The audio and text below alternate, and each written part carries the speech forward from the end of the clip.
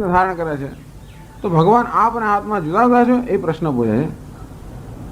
કથમ પુનરુચ્યતે અસૌ મમ આત્મા ઇતિ વિભજ્ય દેહાદિ સંઘાતમ તસ્મિન અહંકારમધ્યારોપ્ય લોકબુદ્ધિમ અનુસરन् વ્યપદિશતિ મમાત્મા ઇતિ ન પુનઃ આત્મનઃ આત્મા અન્યઃ ઇતિ લોકવત અજાનન. કથમ પુનઃ ઉચ્યતે અસૌ મમ આત્મા. શ્લોકમાં તો હજુ મમ આત્મા, મારો આત્મા. તો ભગવાન આવું મારો આત્મા કેમ કહે છે? શું આત્મા અને ભગવાન જુદા જુદા છે?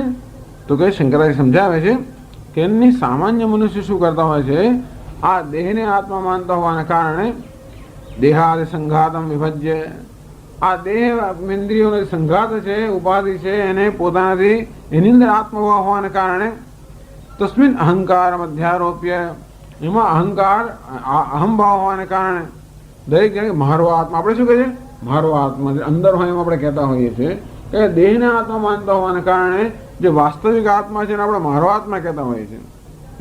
ભગવાન માત્ર આ પ્રકારની લોક બુદ્ધિને અનુસરીને જ કહે છે મારો આત્મા. એવું નથી કે ભગવાન જાણતા નથી કે હું આત્મા છું, ખરેખર આત્મા જ પરમાત્મા, છતાં પણ આપણે કહેતા હોઈએ એ દ્રષ્ટિએ કહે છે કે મારો આત્મા ન તો લોકવત અજાનન. અને છેલ્લા વાક્યમાં કહે છે તથા ભૂતભાવન ભૂતાની ભાવયતિ ઉત્પાદયતિ વર્ધયતિ વા ભૂતભાવન. તથા હું ભૂતભાવન છું, અર્થાત ભૂતાની ભાવયતિ, આ સમગ્ર જગતને ઉત્પન્ન કરનાર છું. એમની વૃદ્ધિ માટે, પોષણ માટે હું જવાબદાર છું.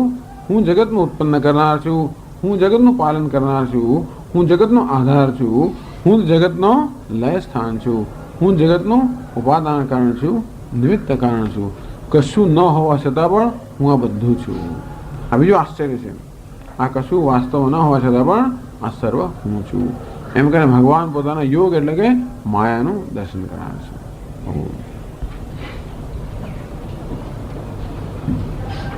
ઓમ પૂર્ણમદ પૂર્ણમિદં પૂર્ણાત પૂર્ણમુદચ્યતે પૂર્ણસ્ય પૂર્ણમાદાય પૂર્ણમેવાવશિષ્યતે. ઓમ શાંતિ શાંતિ શાંતિ. શંકરં શંકરાચાર્યં કેશવં બાદરાયણં સૂત્રભાષ્યકૃતૌ વંદે ભગવन्तौ પુનઃ પુનઃ. ઈશ્વરો ગુરુરાત્મેતિ મૂર્તિભેદવિભાગિને વ્યોમવદ્વ્યાપ્તદેહાય દક્ષિણામૂર્તયે નમઃ. ઓમ શાંતિ શાંતિ શાંતિ. હરિ ઓમ શ્રી ગુરુભ્યો નમઃ. હરિ ઓમ. ઓમ નારાયણઃ પરો વ્યક્તાત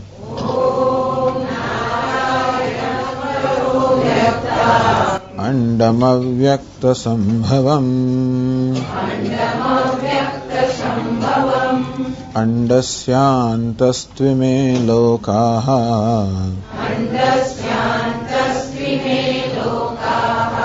સપ્તદ્વીપા ચ મેદિની.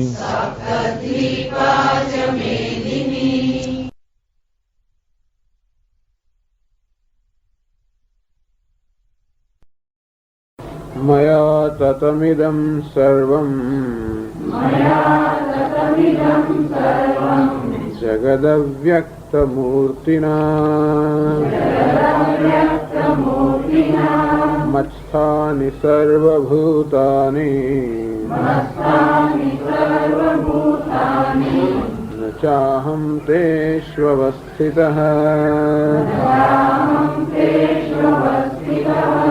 ન ચ મત્સ્થાનિ ભૂતાનિ પશ્ય મે યોગમૈશ્વરમ ભૂતભૃન્ન ચ ભૂતસ્થઃ મમાત્મા ભૂતભાવનઃ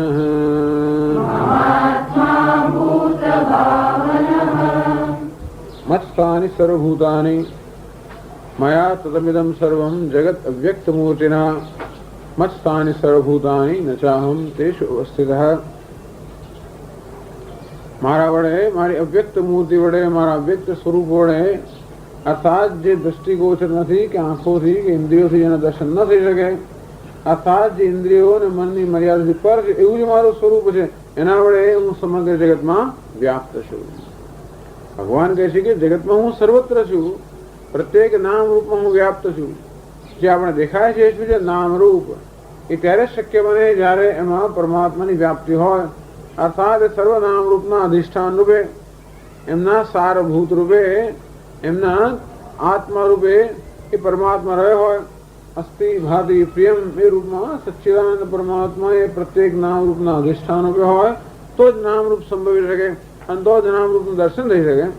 ભગવાન કહે છે જગતમાં સર્વત્ર આ રીતે હું જે દેખાઈ ન શકે એવું અસ્થિ ભાતિ પ્રિયમ એ રૂપે હું સર્વત્ર વ્યાપ્ત છું. મત્સ્થાનિ સર્વભૂતાની, આ બધા ભૂતો આ સર્વ નામરૂપ મારામાં આરોપિત છે. હું સર્વને સત્તા અને સ્ફૂર્તિ પ્રદાન કરું છું માટે સર્વ છે. ન ચાહમ તેષુ અવસ્થિતઃ, હું એમના પર આરોપિત નથી, હું એમના પર આધારિત નથી. એ સર્વ મારા પર આધારિત છે, હું એમના પર આધારિત નથી. હું સત્ય છું એ મિથ્યા છે. એ વખતે આપણે ચર્ચા કરી કેવી રીતે જેમ કોઈ અભિનેતા હોય, અભિનેતા કોઈ પ્રકારનો વેશ ભજવતો હોય તો કેમ કે એક જ અભિનેતા ભિન્ન ભિન્ન પ્રકારનો વેશ લેતો હોય. ક્યારેક ભિખારીનો વેશ લે, ક્યારેક રાજાનો વેશ લે, ક્યારેક કોઈ સાધુનો વેશ લે. અને જેમ પેલો અભિનેતા કે પ્રત્યેકમાં હું વ્યાપ્ત છું. મયા તદમિદં સર્વમ જગત અવ્યક્ત મૂર્તિના, આ ભિખારનું, રાજાનું, આ સાધુનું આ જે જગત છે એ સર્વ મારા વડે વ્યાપ્ત છે. અવ્યક્ત મૂર્તિના. તું ભિખારીને જુએ છે ત્યારે પણ મને જુએ છે, કે રાજાને જુએ ત્યારે પણ મને જુએ છે, કે સાધુને જુએ ત્યારે પણ મને જુએ છે, પરંતુ જોવા છતાં પણ મને જોતો નથી. કારણ કે હું એમાં રહેલું છું ખરો પણ અવ્યક્ત કરતા જે તારી દ્રષ્ટિગોચર નથી. જ્યાં સુધી આવી દ્રષ્ટિ માત્ર ભિખારના વેશ પૂરતી મર્યાદિત હોય ત્યાં સુધી એ વેશમાં રહેલો અભિનેતાને આપણે જોઈ શકતા નથી. અને તે રીતે જ્યાં સુધી આપણી દ્રષ્ટિ માત્ર નામ રૂપમાં મર્યાદિત હોય ત્યાં સુધી પ્રત્યેક નામ રૂપમાં હાજર રહેલો પરમાત્મા છે જ અસ્થિ ભાતિ પ્રિય એને જોઈ શકતા નથી. એટલે ભગવાન કહે છે કે નામ રૂપ મિથ્યા. જેવી રીતે ભિખારીનો પેલો વેશ મિથ્યા છે, ભિખારી પણ મિથ્યા છે, રાજા પણ મિથ્યા છે. મત સ્થાની સર્વ એ બધા હું વ્યાપ્ત છું. મત સ્થાની સર્વભૂતાની, મારા વગર કોઈ ન સંભવી શકે. હું છું માટે એ સર્વ છે. આ સાત બધા વેશ મારા પર અધ્યારોપિત છે. નચાહમ તેષુ અવસ્થિત, એ ના હોય તો મારું અસ્તિત્વ ભૂસાઈ જતું નથી. હું ન હોઉં તો એમનું અસ્તિત્વ ન હોઈ શકે, એ ન હોય તો મારું અસ્તિત્વ હોય. એમ કહીને પોતાની સ્વતંત્રતા અને એમની પરતંત્રતા બતાવે છે. પોતાની સત્યતા અને જગતની મિથ્યા પણ બતાવે છે. હવે તો બતાવવાનું આમ કેવી રીતે અભિનેતા કે એ બધા મારા પર આધારિત છે, હું આ એમના પર આધારિત નથી. હું ન હોઉં તો એ ન હોઈ શકે, એ હોય કે ન હોય તો પણ હું તો છું.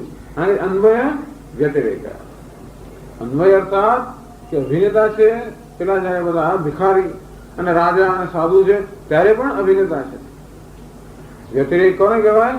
એ સર્વ નથી ત્યારે પણ અભિનેતા તો છે. આમ સાધુ ભિખારી કે રાજા છે ત્યારે પણ અભિનેતા છે, એટલે કે અન્વય. એ નથી ત્યારે પણ અભિનેતા છે, કહેવાય વ્યતિરેક. આમ અન્વય અને વ્યતિરેક શું નક્કી થાય કે કોણ સ્વતંત્ર છે, કોણ પરતંત્ર છે, કઈ વસ્તુ સત્ય છે, કઈ વસ્તુ મિથ્યા છે, કોણ સત્ય છે, કોણ અધ્યારોપિત છે. જે ન હોય અને તો પણ ચાલે એનું નામ અધ્યારોપ, અને જેના વગર ના ચાલે એનું નામ સત્ય. પેલું ભિખારી ન હોય તો પણ ચાલે, રાજા ન હોય તો પણ ચાલે, પણ અભિનેતા ના હોય તો ના ચાલે. જેના હોયા વગર ના ચાલે એનું નામ સત્ય, અને જે ન હોય તો પણ ચાલે એનું નામ મિથ્યા. ભગવાન કે જે સમગ્ર જગત કઈ કોટીમાં છે, ન હોય તો પણ ચાલે. હું કઈ કોટીમાં છું, ન હોઉં તો ન ચાલે. ન હોવું બને જ નહીં, પણ હું ન હોઉં અર્થાત હું સત્ય છું અને આ સર્વ મિથ્યા છે, અધ્યારોપિત છે.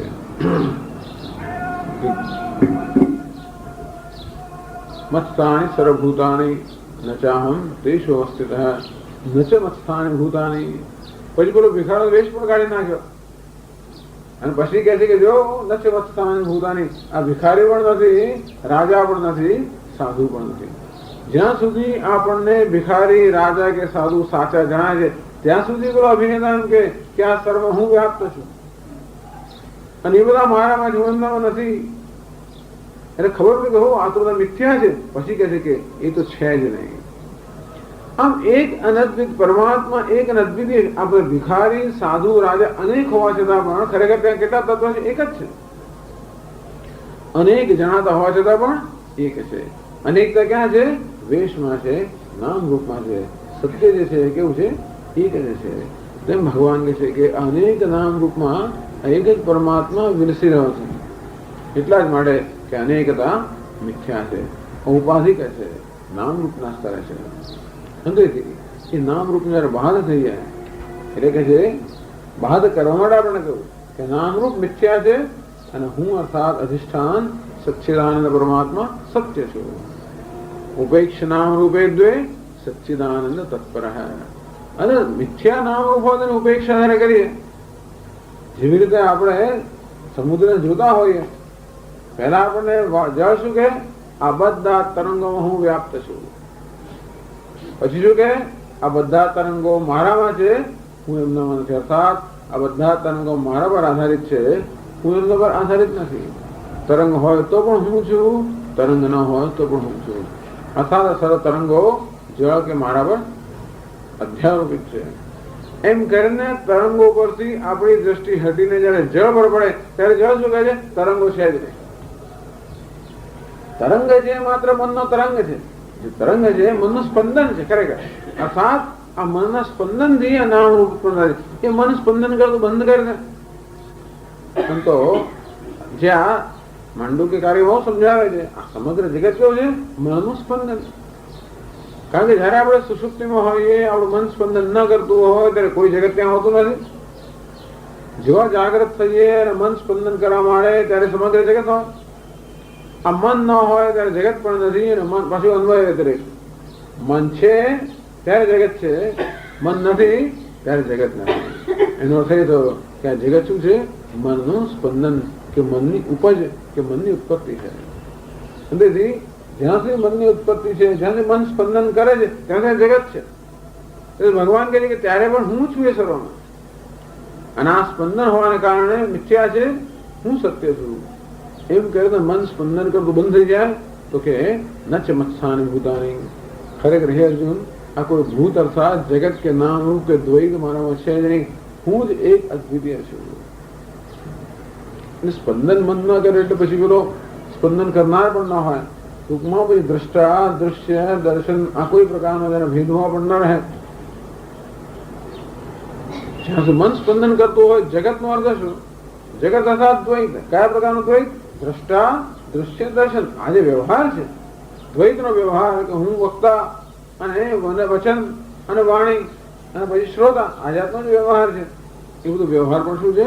ખરેખર મનનું સ્પંદન છે. એ જ્યારે ન હોય, જેમ સુષુપ્તિની અંદર મન કોઈ સ્પંદન કરતું નથી, ત્યાં કોઈ પ્રકારનો વ્યવહાર રહેતો નથી. આ બધે દ્વૈત જયારે મનનું સ્પંદન બંધ થઈ જાય ત્યારે ક્યાં જઈને બધું મળી જાય? એક જ અધિષ્ઠાન અંદર. અને એક જ ચૈતન્ય, એ જ વક્તા છે, એ જ ચૈતન્ય શ્રુતા છે, એ જ ચૈતન્ય પ્રવચન છે. ન ચ મત્સ્થાની ભૂતાની. વાસ્તવ હે અર્જુન, આ કોઈ દ્વૈત માનવ છે જ નહીં. તો મહારાજ દેખાય છે કે પશ્ચિમે યોગમ ઈશ્વરમ. મારો જે ઐશ્વર યોગ પૂછ્યો કે જે નથી એ પણ કેવું દેખાડી આપું છું. અર્થાત અમારી માયાનો પ્રભાવ છે કે જે એક છે અને એક દેખાય છે. ઈશ્વર ઈશ્વર સેદમ યોગમ ઐશ્વરમ યોગમ. અઘટન ઘટના ચાતુર્યમ. અશક્ય વસ્તુ છે એને પણ શક્ય બનાવવું, અથવા અશક્ય છે એને પણ જાણે કે દેખાડવું, એવું ચાતુર્ય એનું નામ યોગ એટલે કે માયા. હે અર્જુન, આ મારી માયાનો પ્રભાવ તું કર્યો.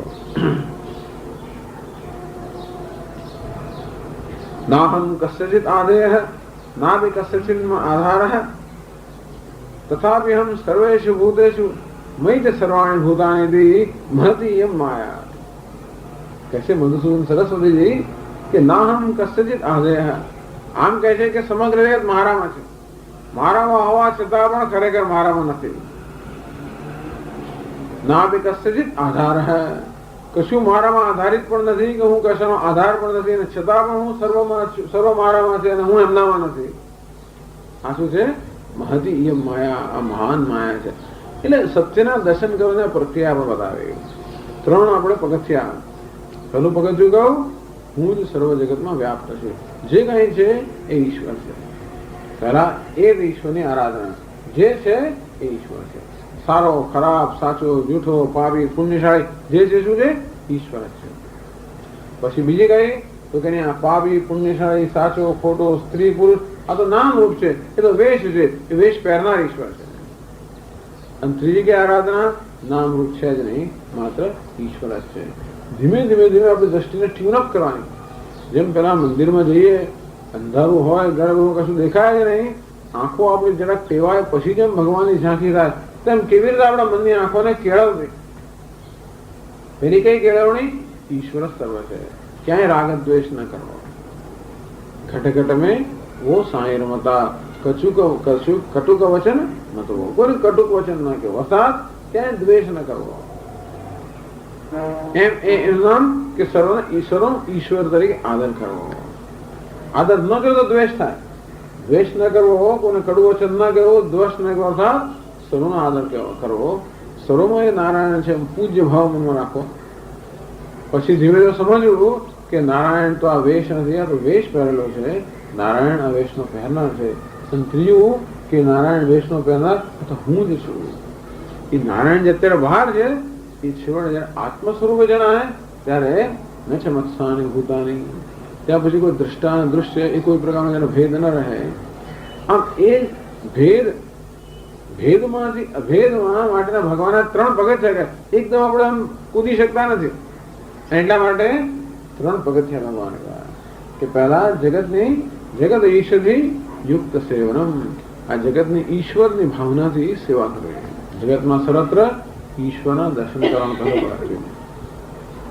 અને પછી આ ચૈતન્ય ઈશ્વર છે, આ નામ ઉપાધિ તો વેશ છે, અને છેવટે એક જ ચૈતન્ય છે, અન્ય કાંઈ નથી. ભૂત ભૃન્ન ભૂતસ્થ મમ આત્મા ભૂત ભાવન, એ પણ શંકરાચાર્ય એકદમ ચંજત પશ્ય આશ્ચર્યમ. એ અર્જુન બીજું પણ તો આશ્ચર્ય જો, એ ખરેખર એ જ આશ્ચર્ય છે, પણ છતાં એ કહે છે બીજું આશ્ચર્ય જો. ભૂતભૃત ભૂતભૃત અર્થાત ભૂતાની બિભરતી, બધા પ્રાણીઓને નામ રૂપને ધારણ કરનાર હું જ છું. ભૂતભૃન સર્વાણી ભૂતાની કર્યાકાર ઉપાદાન તયા બિભરતી ધારયતી પોષયતી. હું જગતનું ઉપાદાન કારણ હોવાને કારણે હું સર્વ પ્રાણીઓને સમગ્ર નામ રૂપને ધારણ કરું છું, પોષણ કરું છું. બિભરતી અર્થાત ધારણ કરું. આ સમગ્ર જગતને હું ધારણ કરું છું. જેમ માટી બધા ઘડાના જગતને ધારણ કરે છે, એ રીતે તો થાકી જ જાય માણસ, ધારણ કરી કરે તો થાકી ના જાય. ખરેખર ભગવાન આવે તો ધારો કે પર્વત ઉઠાવવો જ પડે હોય તો ક્યાં સુધી ઉઠાવી શકે? ભગવાન જો ઉઠાવી શકે, બાકી કોઈ માણસ થાકી જાય. એ ઉઠાવવાનું ખરેખર ઉઠાવવાનું નહીં જોઈએ, ઉઠાવેલો જ છે, લોકોને ખબર નથી કે ઉઠાવેલો છે, અને માટે ખાલી ઉઠાવવાની જરૂર પડે, જે ખબર પડે કે નહીં આ તો ભગવાન ઉઠાવેલું છે. એટલે ભગવાનને ઉઠાવવાનો ડાબા હાથનો જ ખેલ છે, ડાબા હાથનો પણ નહીં, ડાબા હાથની ટચલી આંગળીનો જ ખેલ છે. અર્થાત આ ખરેખર ધારણ કરવા માટે એને કોઈ પ્રકારના પ્રયત્નની આવશ્યકતા નથી. એટલે ભગવાન કે જે સમગ્ર જગતને હું ધારણ કરું છું, તો જગતનું કેટલું વજન પડતું છે એમના પર. તો અમારા સ્વામી પૂછે કે આટલા બધા હજારો લાખો તરંગો કે મોજાઓ સમુદ્રમાં છે, આ પાણી પર કેટલું વજન પડતું હશે બિચારા? પાણીને કેટલો બધો બોજ સહન કરવો પડે. હજારો લાખો ઘડા હોય તો માટી પર કેટલો બધો બોજ પડે? બોજ પડે નહીં. મિથ્યાનો કોઈ પ્રકારનો બોજ હોતો નથી. ઘડો જે નામ રૂપ છે, શું છે? એનું કોઈ સત્વ નથી. કારણ કે ઘડામાંથી માટીને લઈ લેવામાં આવે તો કોઈ નામ રૂપની સત્તા રહેતી જ નથી. એટલે નામ રૂપનું કોઈ જાતનું વજન હોત, એમાં કશી પ્રકારે નક્કરતા હોત, કોઈ પણ પ્રકારનું સત્વ હોત તો એનું વજન પડ્યું હોત. આમ તો કોઈ કહે ઘડો એટલે શું? તો કે માટી વત્તા નામરૂપ બરાબર ઘડો. તો આપણે કે ઘડામાંથી માટી લઈ લે તો નામરૂપ બચવા જોઈએ ને? ક્યાં બચે છે? નથી બચતા. અર્થાત એ નામરૂપ ક્યાંની ઉપજ છે? માત્ર આપણી કલ્પના. અર્થાત આ માત્ર મનની ઉપજ છે. એને કહેવાય અધ્યારોપ. જે ખરેખર છે નહીં છતાં પણ જણાય છે. એની જન્મ કોઈ પ્રકારનું સત્ય નથી. એટલે એ રીતે આ સમગ્ર જગતનું હું ધારણ કરનાર છું. હું સત્ય છું. સમગ્ર જગતને ધારણ, મિથ્યા જગતને ધારણ કરું છું. જેમ દેવદત્ત એમ કે આસપાસ 500 બધા અરીસાઓ લગાવેલા છે. દેવદત્ત બરોબર હોલની વચ્ચે ઉભો રહ્યો અને 500 બધા દેવદત્ત ઉત્પન્ન થયા. આ સમગ્ર જગતને હું ધારણ કરું છું. શું વજન પડે છે? કોઈ જ વજન નથી પડતું. કેમ? કારણ કે બધા મિથ્યા છે. ભૂતભૂત નથી ભૂતસ્થ. દેવદત્ત એમ કે આ બધા પ્રતિબિંબને ધારણ કરું છું, પણ ભૂત હું એમનામાં નથી. એ મારામાં છે, હું એમનામાં નથી. બરોબર ને? એ હું કે અરીસાની અંદર નથી, ભલે દેખાતો અરીસામાં. એટલે મૂળ લોકોને એમ લાગે કે જો અરીસામાં દેખાય છે માટે અરીસામાં છે. એટલે કે નહીં, હું અરીસામાં દેખાવા છતાં પણ અરીસામાં નથી. એ શું છે? માત્ર દેખાવ છે. હું સર્વને ભૂતભૂત સર્વને ધારણ કરતો હોવા છતાં પણ ન ભૂતસ્થ એમનામાં નથી. ભૂત એટલે એ પ્રાણીઓમાં હું નથી. અર્થાત આ આધાર આધેયોનો સંબંધ નથી કે હું ધારણ કરનાર છું ને મારા પર આધારિત છે, એવું નથી. એવી રીતે રજ્જુ સર્પને ધારણ કરતું હોય કે પછી બિંબ પ્રતિબિંબને ધારણ કરતું હોય, પછી કાર્ય કારણ કાર્યને ધારણ કરતું હોય, એ રીતે સત્ય મિથ્યાને ધારણ કરતું હોય, એ પ્રકારનો સંબંધ છે. આ જરા મુશ્કેલ વસ્તુ છે. મિથ્યામાંથી સત્યમાં પ્રવેશ કરાવવા માટે બહુ કેટલી મુશ્કેલી પડે છે. મિથ્યામાંથી સત્યમાં પ્રવેશ કરવા માટે મિથ્યાનો બાદ જ કરવો પડે. એ બીજો કોઈ ઉપાય નથી. સર્પમાંથી રજ્જુમાં પ્રવેશ કરવા માટે સર્પનો બાદ કરવો પડે. અર્થાત જ્યાં સુધી સર્પનો વિચાર મનમાં છે ત્યાં સુધી રજ્જુનું જ્ઞાન ન થાય. આમ સર્પનો વિચારનો પૂરેપૂરો બાદ થાય તો જ રજ્જુનું જ્ઞાન થાય. એ કરવા માટે ભગવાન આમ કહે છે કે આ સર્પ ક્યાંથી આવે? તો કે સર્પમાં હું જ વ્યાપ્ત દોડું છું. કે સર્પમાં હું વ્યાપ્ત છું. પછી અચ્છા પછી ધારીને જોઈએ તો કે સર્પ મારામાં છે, હું સર્પમાં નથી. વધારે ધારીને જોઈએ તો કે સર્પ છે જ નહીં. આમ કરીને પણ સર્પનો બાદ થતા પહેલા આ 3 જાણે પગથિયા ના હોય. અંતે રીતે અદ્વૈતનો, ભેદભાવનો, અહમભાવનો બાદ થવા માટે આ 3 પગથિયા ગયા. ભૂત ભ્રૂમ, હું સમગ્ર જગતને ધારણ કરનાર છું. નથી ભૂતસ્થ હે, હું ભૂતમાં, પ્રાણીઓમાં કે વસ્તુઓમાં નથી. મામા આત્મા ભૂત ભાવન હે, અમારો આત્મા છે એ ભૂત ભાવન. ભૂતભૃત એટલે કર્તૃત્વ ઉપાદ ભૂત ભાવન હે, બધા ભૂતો પ્રાણીઓને ઉત્પન્ન કરનાર છું. અર્થાત હું એ લોકોનો સર્જક છું.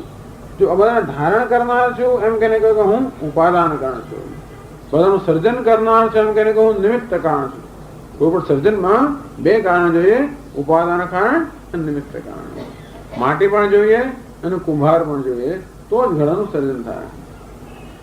ભગવાન કહે છે ભૂત ભૃન, સરા જગતને ધારણ કરનાર માટે માટી પણ હું છું, જે નામ રૂપાત્મક જગતને ધારણ કરે છે. ભૂત ભાવન હે, આ સર્વને ઉત્પન્ન કરનાર પણ હું, નિમિત્ત કારણ પણ હું છું.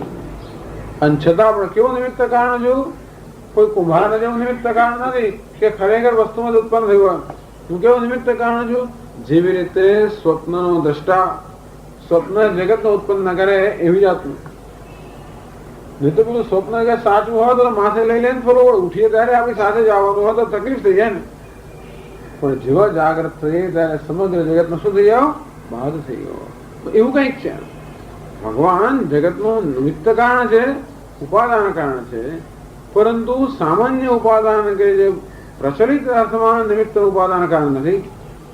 એટલે પછી વેદાંતિક લોકો એક નવો શબ્દ ઉમેરે, વિવર્ત ઉપાદાન કારણ. વિવર્ત ઉપાદાન કારણ. એટલે બે પ્રકારના ઉપાદાન કારણ કહે. કયું? પરિણામી ઉપાદાન કારણ, અને બીજું કયું?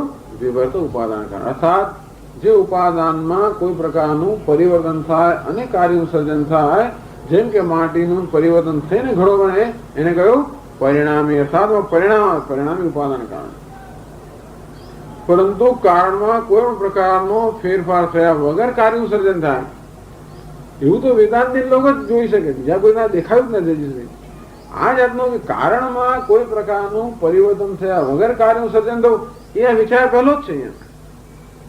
અર્થાત ઉપનિષદમાં વિચાર છે, પણ એ જોનારા પણ કોઈ ઉપનિષદમાં આવો વિચાર રહ્યો છે, એ જોવા માટે પણ કંઈક એવા આચાર્ય છે. એટલે અદ્વૈત સ્થાપનાચાર્ય, એના માટે અદ્વૈતનું સ્થાપન કરનારા. ટૂંકમાં આ સમજાવવું કેવી રીતે? તો કઈ રીતે કે ઉપાદાન કારણ તો ખરું, ઈશ્વર અભિન્ન નિમિત્ત ઉપાદાન કારણ છે, તો એ એક અદ્વિતીય છે.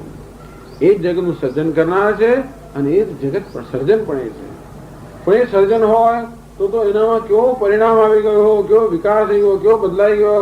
ભગવાન રહ્યો ને જગત બની ગયો, તો કે નહીં, ભગવાન રહીને જગત બન્યો છે. અર્થાત જગત બન્યો નથી, અર્થાત બન્યો હોવા છતાં પણ બન્યો દેખાતો હોવા છતાં પણ બન્યો નથી. અદભુત વસ્તુ છે ને, પશ્ચિમે યોગમ ઈશ્વરમ, અદભુત વસ્તુ છે. આમ રજ્જુ સર્વ બની ગયું, રજ્જુ સર્વ બન્યા નહીં હોવા છતાં પણ બની ગયું. એને શું કહેવાય? વિવર્ત ઉપાદાન કારણ. રજ્જુના સ્વરૂપમાં કોઈ પ્રકારનો ફેરફાર થયા વગર સર્પની ઉત્પત્તિ, અને નવા પ્રકારની ઉત્પત્તિ આ લોકો શોધી કાઢે. જગતની ઉત્પત્તિ સમજાવવા માટે આ વસ્તુ આ દ્રષ્ટાંત વેદાંત લોકોએ શોધી કાઢ્યો, રજ્જુ સર્પનો. આમ તો બધાને ખબર છે કે આવું છે, પરંતુ એનું એવું સરસ વિવરણ કર્યું એ લોકોએ. એમ કહેના એક રજ્જુ સર્પમાંથી અને બીજું ઘડાને માટીમાં આખું જગત સમજાય. બીજા ત્રીજા દ્રષ્ટાની જરૂર નથી.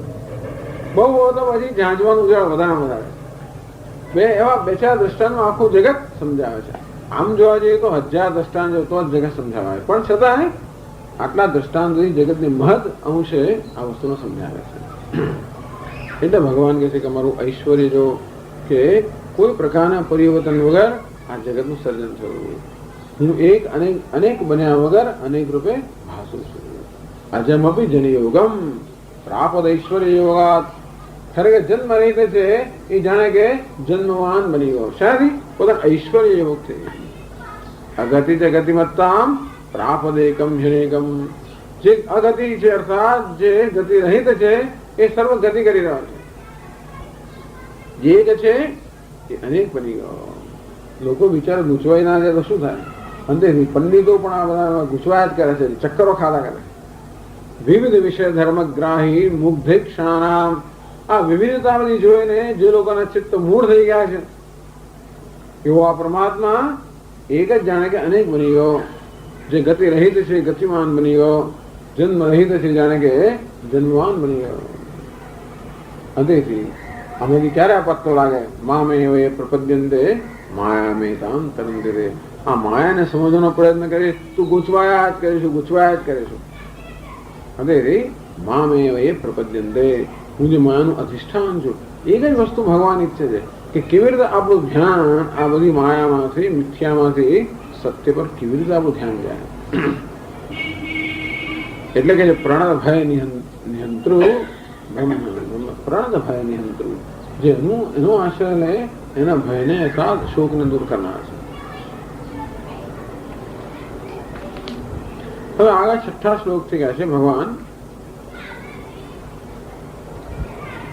230માં પાના પર.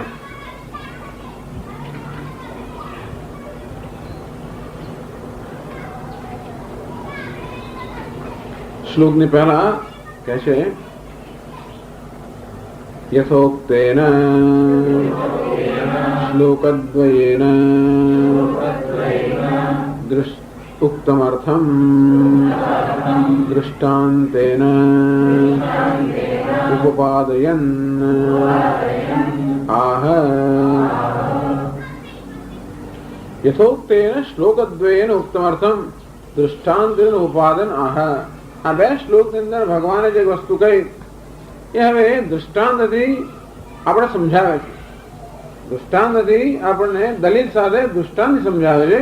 બે શ્લોકમાં જે વસ્તુ કહી, જે ગંભીર વસ્તુ કહી, એને સમજાવવા ભગવાન એક દ્રષ્ટાંત આપે છે છઠ્ઠા શ્લોકની અંદર યથાકાશ સ્થિતો નિત્યમ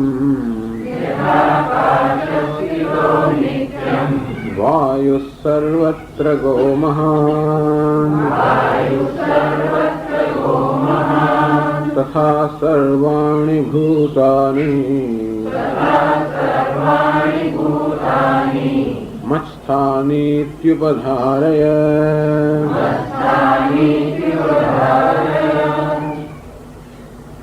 यथा आकाश स्थित वायु सर्वत्र महान वायु नित्यम आकाश स्थित. जो वायु जो महान છે સર્વવ્યાપી છે અથવા સર્વત્ર ગતિ કરનાર જે વાયુ છે અને અત્યંત શક્તિશાળી છે, સર્વત્ર ગતિ કરનાર છે વાયુ, જેવી રીતે આકાશસ્થ અર્થાત આકાશમાં સ્થિત છે, આકાશ પર આધારિત છે, આકાશ વાયુનો આધાર છે અને વાયુ આકાશ પર આધારિત છે. આવું દ્રષ્ટાંત આપે છે. કોઈ પણ દ્રષ્ટાંત પર્યાપ્ત તો હોવાનું નથી, છતાં પણ દરેક દ્રષ્ટાંતના અમુક અંશ એવા હોય છે જે બહુ સુંદર રીતે આપણને વસ્તુની ઝાંખી કરાવતા હોય છે. દર્શન તો નહીં પણ ઝાંખી તો કરાવે છે. દરેક દ્રષ્ટાંત કોઈને કોઈ રીતે સત્યની ઝાંખી કરાવે છે. તથા સર્વાણી ભૂતાની એટલે આપણા મનને કોઈક પ્રકારનું ચિત્ર જોઈએ, આપણે દ્રષ્ટાંત જોઈએ. કોઈ ચિત્ર આપણને આપવામાં આવે તો આપણે એના પરથી વિચાર કરીને પછી જે આગળ 2 શ્લોકમાં કહેવામાં આવ્યું કે ભગવાન કહે છે કે હું જગતનું સર્જન કરનાર, પાલન કરનાર, જગતનો આધાર છું, હું જ અભિન્ન નિમિત્ત ઉપાદાન કરું છતાંય અસંગ છું, આ સર્વ મારા પર અધ્યારોપિત છે અને હું સત્ય છું, એ સર્વ મિથ્યા છે. આવું જે 2 શ્લોકમાં કહ્યું એ અર્થ કેમ સમજવો? અમુક આ બધા સિદ્ધાંતો એટલા સૂક્ષ્મ હોય કે અને આપણે સામાન્ય રીતે આપણા મનની અંદર કોઈ કઈ વસ્તુને ચિત્ર ખડું કરીને સમજવા ટેવાયેલા હોય છે કે સાહેબ તું ચિત્ર મનમાં ઊભું થાય તો આપણે તરત સમજ પડે, એ સિવાય સમજવો મુશ્કેલ પડતો હોય. એટલે આ જે બહુ અત્યંત ગહન સિદ્ધાંત જે ભગવાને કહ્યો એ કંઈક આપણે સમજી શકીએ માટે અહીં દ્રષ્ટાંત આપે છે કે જેવી રીતે આકાશ વાયુનો આધાર છે, તથા સર્વાણી ભૂતાની મત્સ્થાની તું ઉધારય. કે અર્જુન એવી જ કંઈક રીતે હું આ સમગ્ર જગતનો આધાર છું. જો ભાષ્યમાં સમજાવે છે, બહુ જાજુ સમજાવતા નથી પણ કહે છે, ખાલી શબ્દોનો અર્થ આપી દે છે. यथा लोके आकाश स्थित आकाशे स्थित नित्यं सदा वायु सर्वत्र गच्छति इति सर्वत्र गः महान परिमाणतः तथा आकाशवत सर्वगते मयि असंश्लेषेणैव स्थितानि इत्येवम् उपधारय जानीहि. यथा જેવી રીતે દૃષ્ટાંત લોકે અર્થાત આપણા વ્યવહારમાં રોજબરોજના અનુભવમાં वायु आकाश स्थित है, आकाशे तिष्ठति और आकाशे स्थित है इति आकाश स्थित है. वायु तो आकाश में स्थित है, आकाश में रहेलो है. तो वायु केवो है सर्वत्र गह, सर्वत्र गच्छति इति सर्वत्र गह. सर्वत्र जे गमन करनार છે વાયુ, વાયુની ગતિને કોઈ અવરોધી ના શકે. મારે વાયુ કહો છે સર્વત્ર ગમન કરનાર ચલનાત્મક વાયુ છે. વાયુનો સ્વભાવ કેવો છે? ચલનાત્મક. ચલન શરૂ થાય ન જ વાયુ, ચલન ના હોય તો વાયુ કહેવાય જ નહીં. વાતી વાયુ એટલે સર્વદ વાયા કરતો હોય, એટલે સર્વદા ચલન સ્વભાવ હે. સર્વ ચલન સ્વભાવ, ચલન ગતિ વધતા એ વાયુનો સ્વભાવ છે. અને એ રીતે સર્વત્ર જે ગતિ કરતો હોય છે વાયુ સર્વત્ર ગતિમાન. મહાન મહાન પરિમાણત એટલે કે પરિમાણમાં માપમાં પણ વાયુ ખૂબ મોટો છે, ખૂબ શક્તિશાળી છે, ખૂબ વ્યાપક છે, મહાન છે, સર્વત્ર ગતિમાન છે એવો વાયુ. આકાશ સ્થિત ભગવાને વાયુ અને આકાશ વચ્ચે જે પ્રકારનો સંબંધ છે એ તરફ આપણું ધ્યાન દોરે છે કે આકાશ વાયુનો આધાર છે. બરોબર, વાયુ ક્યાં રહેલો છે? આકાશમાં રહેલો છે. વાયુ આકાશમાં રહ્યો હોવા છતાં પણ કોઈ રીતે આકાશને સ્પર્શ કરતો નથી, અર્થાત આકાશ વાયુ કરતા વાયુથી કોઈ પણ રીતે લેપાતો નથી, કોઈ રીતે એની સાથે સંબંધિત નથી, કોઈ સાથે એની સાથે સંયુક્ત નથી. આમ કોઈ પ્રકારના સંયોગ વગર, સ્પર્શ વગર, લેપાયા વગર કેવી રીતે આકાશ વાયુને ધારણ કરે છે, બસ સમજી લો. એટલે આકાશ અસંશ્લેષણીય સ્થિતાની, કોઈ બધો સંશ્લેષ નથી. વાયુના આકાશ વચ્ચે કોઈ બધો સંશ્લેષ નથી, સંયોગ નથી, છતાં પણ આકાશ વાયુને ધારણ કરે છે. તું સરળ એક્ઝામ્પલ દ્રષ્ટાંત છે. વાયુ શું છે? કારણ છે. આમ આકાશાદ વાયુ, વાયુ અગ્નિ, વાયુ ઉત્પત્તિ શેમાં થઈ? આકાશમાં થઈ. વાયુ શું? આકાશ શું છે? કારણ છે. વાયુ શું છે? કાર્ય છે. આમ કારણ કાર્યને ધારણ કરે, એવી રીતે ધારણ કરે છે. જેમ ઉપાદાન કારણ માટી હોય, સર્વ ઘડાઓને ધારણ કરે, ઈશ્વરનો કેવો છે? ઉપાદાન કારણ છે, સમગ્ર જગતને ધારણ કરે છે. અને છતાં પણ કયા પ્રકારનું ઉપાદાન કારણ છે? જે ઉપાદાન કારણમાં કોઈ પ્રકારનું પરિવર્તન નથી આવતું. અંતે રીતે આકાશ પણ વાયુનું ઉપાદાન કારણ છે. આકાશના સ્વભાવમાં કોઈ પ્રકારનું પરિવર્તન આવ્યા વગર એ વાયુનું કારણ છે અને વાયુને ધારણ કરે છે. વાયુ કેવો છે? સર્વત્ર ગતિમાન. આકાશ કેવું છે? ગતિરહિત. વાયુ કેવો છે? તો કે ચલનાત્મક. આકાશ કેવું છે? નિશ્ચલ. આમ વાયુમાં અનેક પ્રકારના વાવાઝોડા આવે, અનેક પ્રકારના તોફાનો થાય, અનેક બધી વસ્તુઓ થાય. આ બધાને કોણ ધારણ કરે છે? આકાશ. અને છતાં પણ એ સર્વથી કેવું છે? નિર્લેપ. એ સર્વ એ કોઈ વસ્તુનો પ્રભાવ આકાશ પર પડતો નથી, સર્વ પ્રભાવથી મુક્ત. પણ આવી રીતે આ વાયુના આકાશનું દ્રષ્ટાંત ભગવાન આવે છે. આકાશવત સર્વગતે મયી અસંશ્લેષણીય સ્થિતાની. એટલું વાક્ય કહી દીધું કે જેવી રીતે આકાશ વાયુને કોઈ પ્રકારના સંશ્લેષ વગર, કોઈ પ્રકારના સંયોગ વગર, કોઈ પ્રકારના જોડાણ વગર, કોઈ પ્રકારના સંયોગ વગર ધારણ કરે છે. અને વાયુ અને જગત પણ એવું છે ને. જગત પણ કેવું છે? ગચ્છતિ જગત, જે સતત ગતિશીલ છે. જગત પણ કેવું છે? ગતિશીલ, ચલનાત્મક, સતત પરિવર્તનશીલ. આપણે એમ લાગે કે આ પરિવર્તનશીલ જગત ધારણ કરનાર પણ કેવો હોવો છે? પરિવર્તન વાળો હોતો કે નહીં. ભગવાન કે છે આ સમગ્ર પરિવર્તનશીલ ચલનાત્મક જગતને ધારણ કરવાનું હું કહું છું? અગતિ છે ગતિમત્તામ. અંતેથી હું કેવું છું? અગતિમાન, અર્થાત હું નિશ્ચલ છું. આ સમગ્ર ચલનાત્મક જગતને ધારણ કરવાનું હું નિશ્ચલ છું. ગતિમાન જગત ધારણ કરનાર હું ગતિ રહિત છું. પરિણામી જગત ધારણ કરનાર હું કુટસ્થ છું. વાયુમાં સતત પરિણામ આવ્યા કરે. પરિણામ એટલે શું? પરિવર્તન. આમ વાયુમાં ઘણી વાર ઝંઝાવાત આવે, ગાયો ઘણી વાર શાંત થઈ જાય, વાયુ ઘણી વાર જાત જાતના વાયુમાં જેમ સતત પરિવર્તન આવ્યા કરે, એ સર્વ પરિવર્તનને ધારણ કરનાર આકાશ કેવું છે? કુટસ્થ, પરિવર્તન રહિત.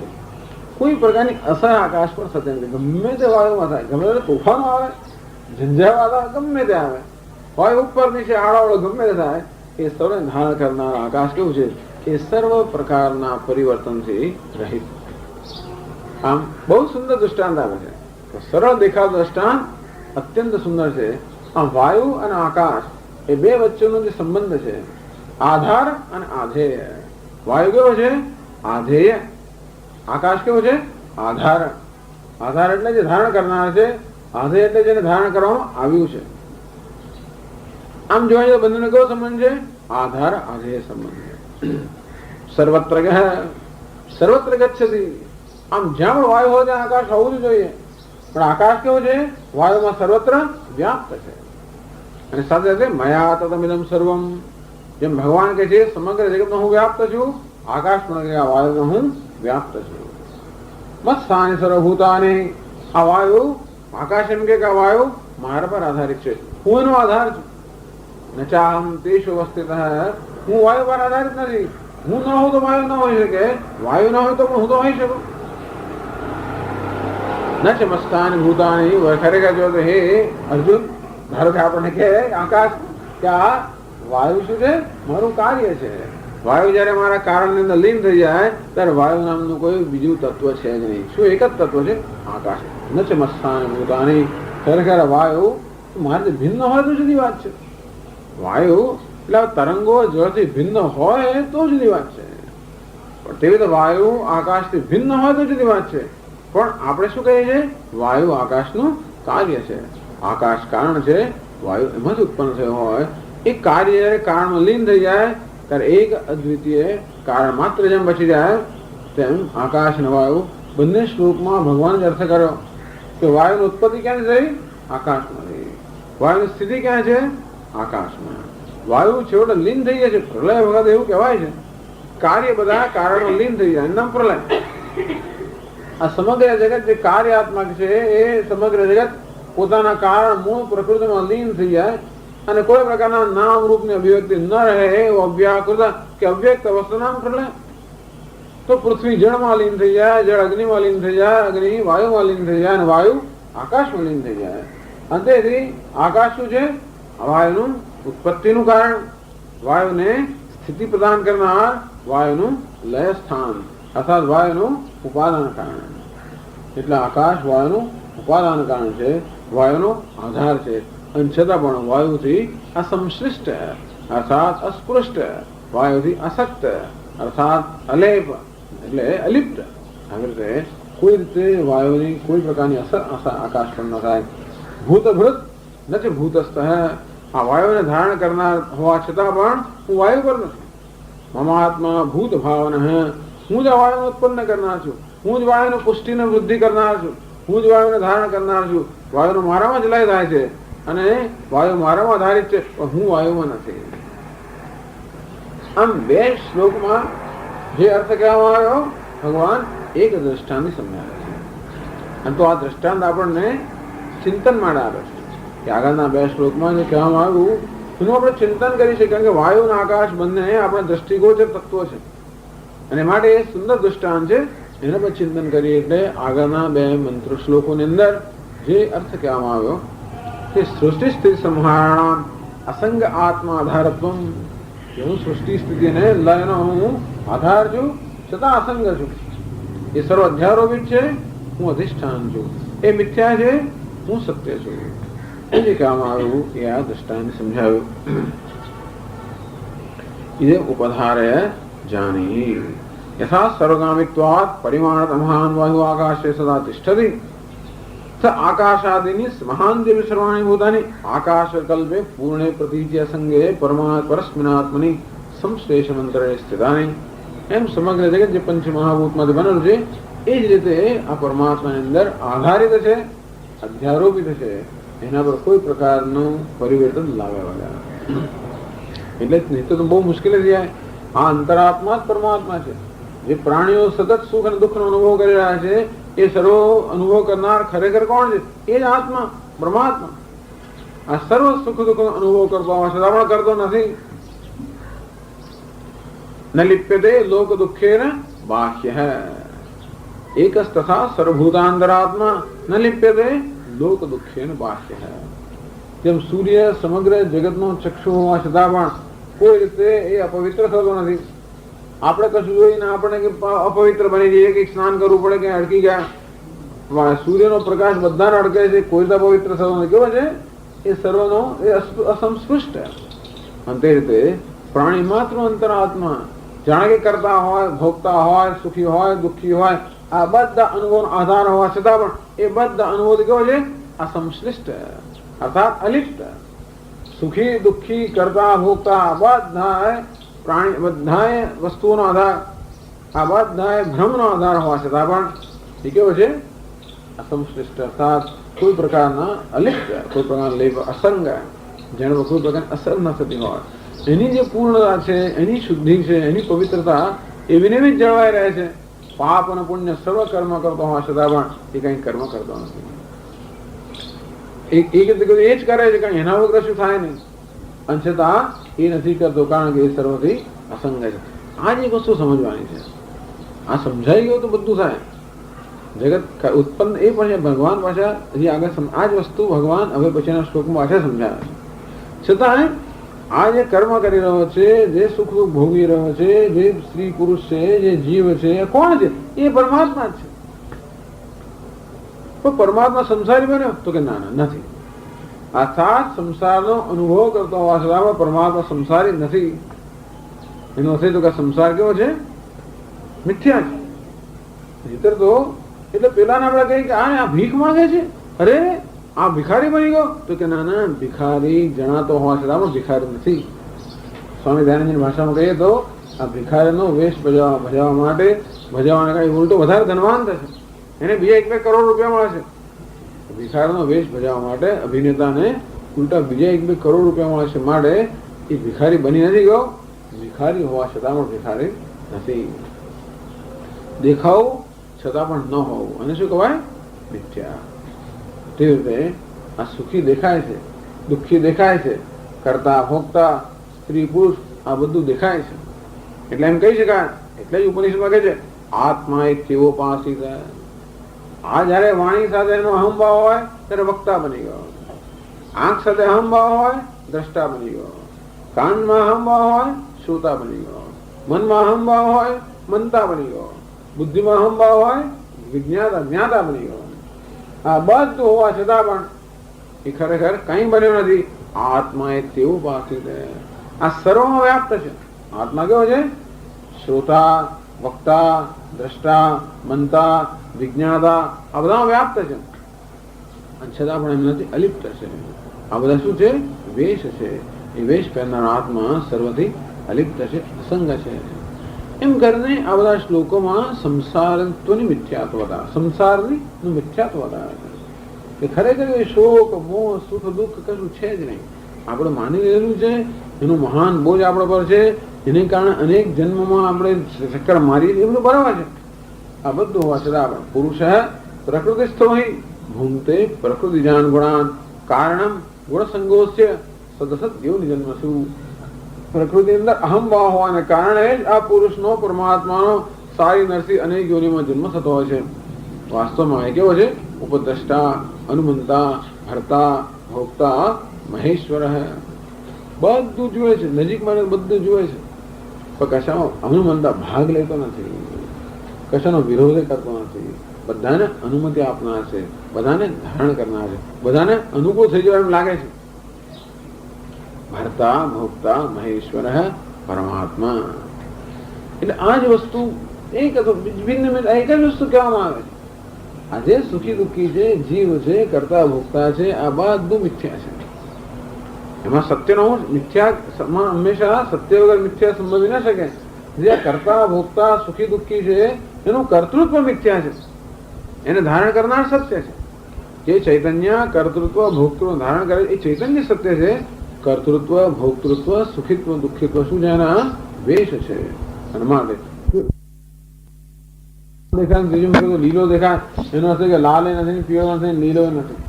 જે જુદી ક્ષણ જુદો દેખાય એનું કશું પણ ના હોય.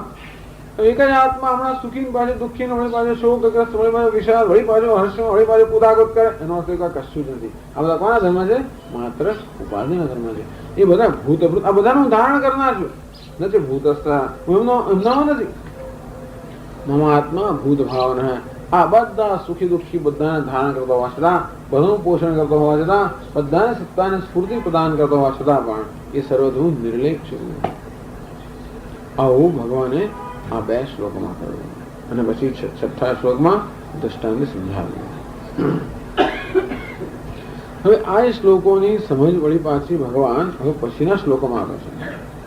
હવે પછીના 5 શ્લોકોમાં આવે છે, 4 શ્લોકોમાં. હવે પછીના 4 શ્લોકોની અંદર ભગવાન વળી પાછી આ વિષયની સમજ માટે ઉત્પત્તિ વગેરેનો વાત કરે છે. 7મા શ્લોકથી કોઈને એમ કે ભગવાન આ જગતને ધારણ કરનાર છે ખરો. આ જગત છે ત્યારે તો ભગવાન ધારણ કરે છે, પણ જગતનો પ્રલય ક્યાંક બીજામાં થતો હોય તો, ભલે ઉત્પત્તિ અહીં થઈ પણ પ્રલય બીજે થતો હોય તો એવું કઈ થાય છે? અર્થાત ભગવાન આપ જગતને આ સ્થિતિ કાળે ધારણ કરે છે, પણ પ્રલય કાળે આપ ધારણ ન કરતા હો તો ભગવાન કહે છે કે નહીં, હું ત્યારે પણ ધારણ કરું. એ કહે છે પહેલા શંકરાચાર્ય કહે છે 7મા શ્લોક પહેલા, एवं वायु आकाशे इव मयि स्थितानि सर्वभूतानि સ્થિતિ કાલે તાની એવમ વાયુ આકાશ એવા વાયુ જોયું તો આકાશમાં છે એવી રીતે મહી સ્થિતાની સર્વભૂતાની એ રીતે આ સમગ્ર જગત મારામાં સ્થિત છે, મારામાં આધારિત છે. હું સમગ્ર જગતને ધારણ કરું છું. જેમ આકાશ વાયુનું ધારણ કરે છે તેમ આ જગત જ્યારે છે ત્યારે હું તેને ધારણ કરું છું. તો કોઈ એમ ના માનતા કે આ જગતનો લય થઈ જાય ત્યારે હું ધારણ નથી કરતો, ત્યારે પણ હું ધારણ કરું છું. જગતની ઉત્પત્તિ વખતે પણ હું જ ધારણ કરું છું, એની સ્થિતિ કાળમાં પણ હું જ ધારણ કરું છું, અને લય કાળમાં પણ હું જ ધારણ કરું છું. એ ભગવાન બતાવવા માંગે છે. એટલે 7મા શ્લોકમાં કહે છે સર્વભૂતાનિ કૌન્તેય પ્રકૃતિમ યાન્તિ મામિકામ કલ્પક્ષયે પુનસ્તાની કલ્પાદૌ વિસૃજામ્યહમ.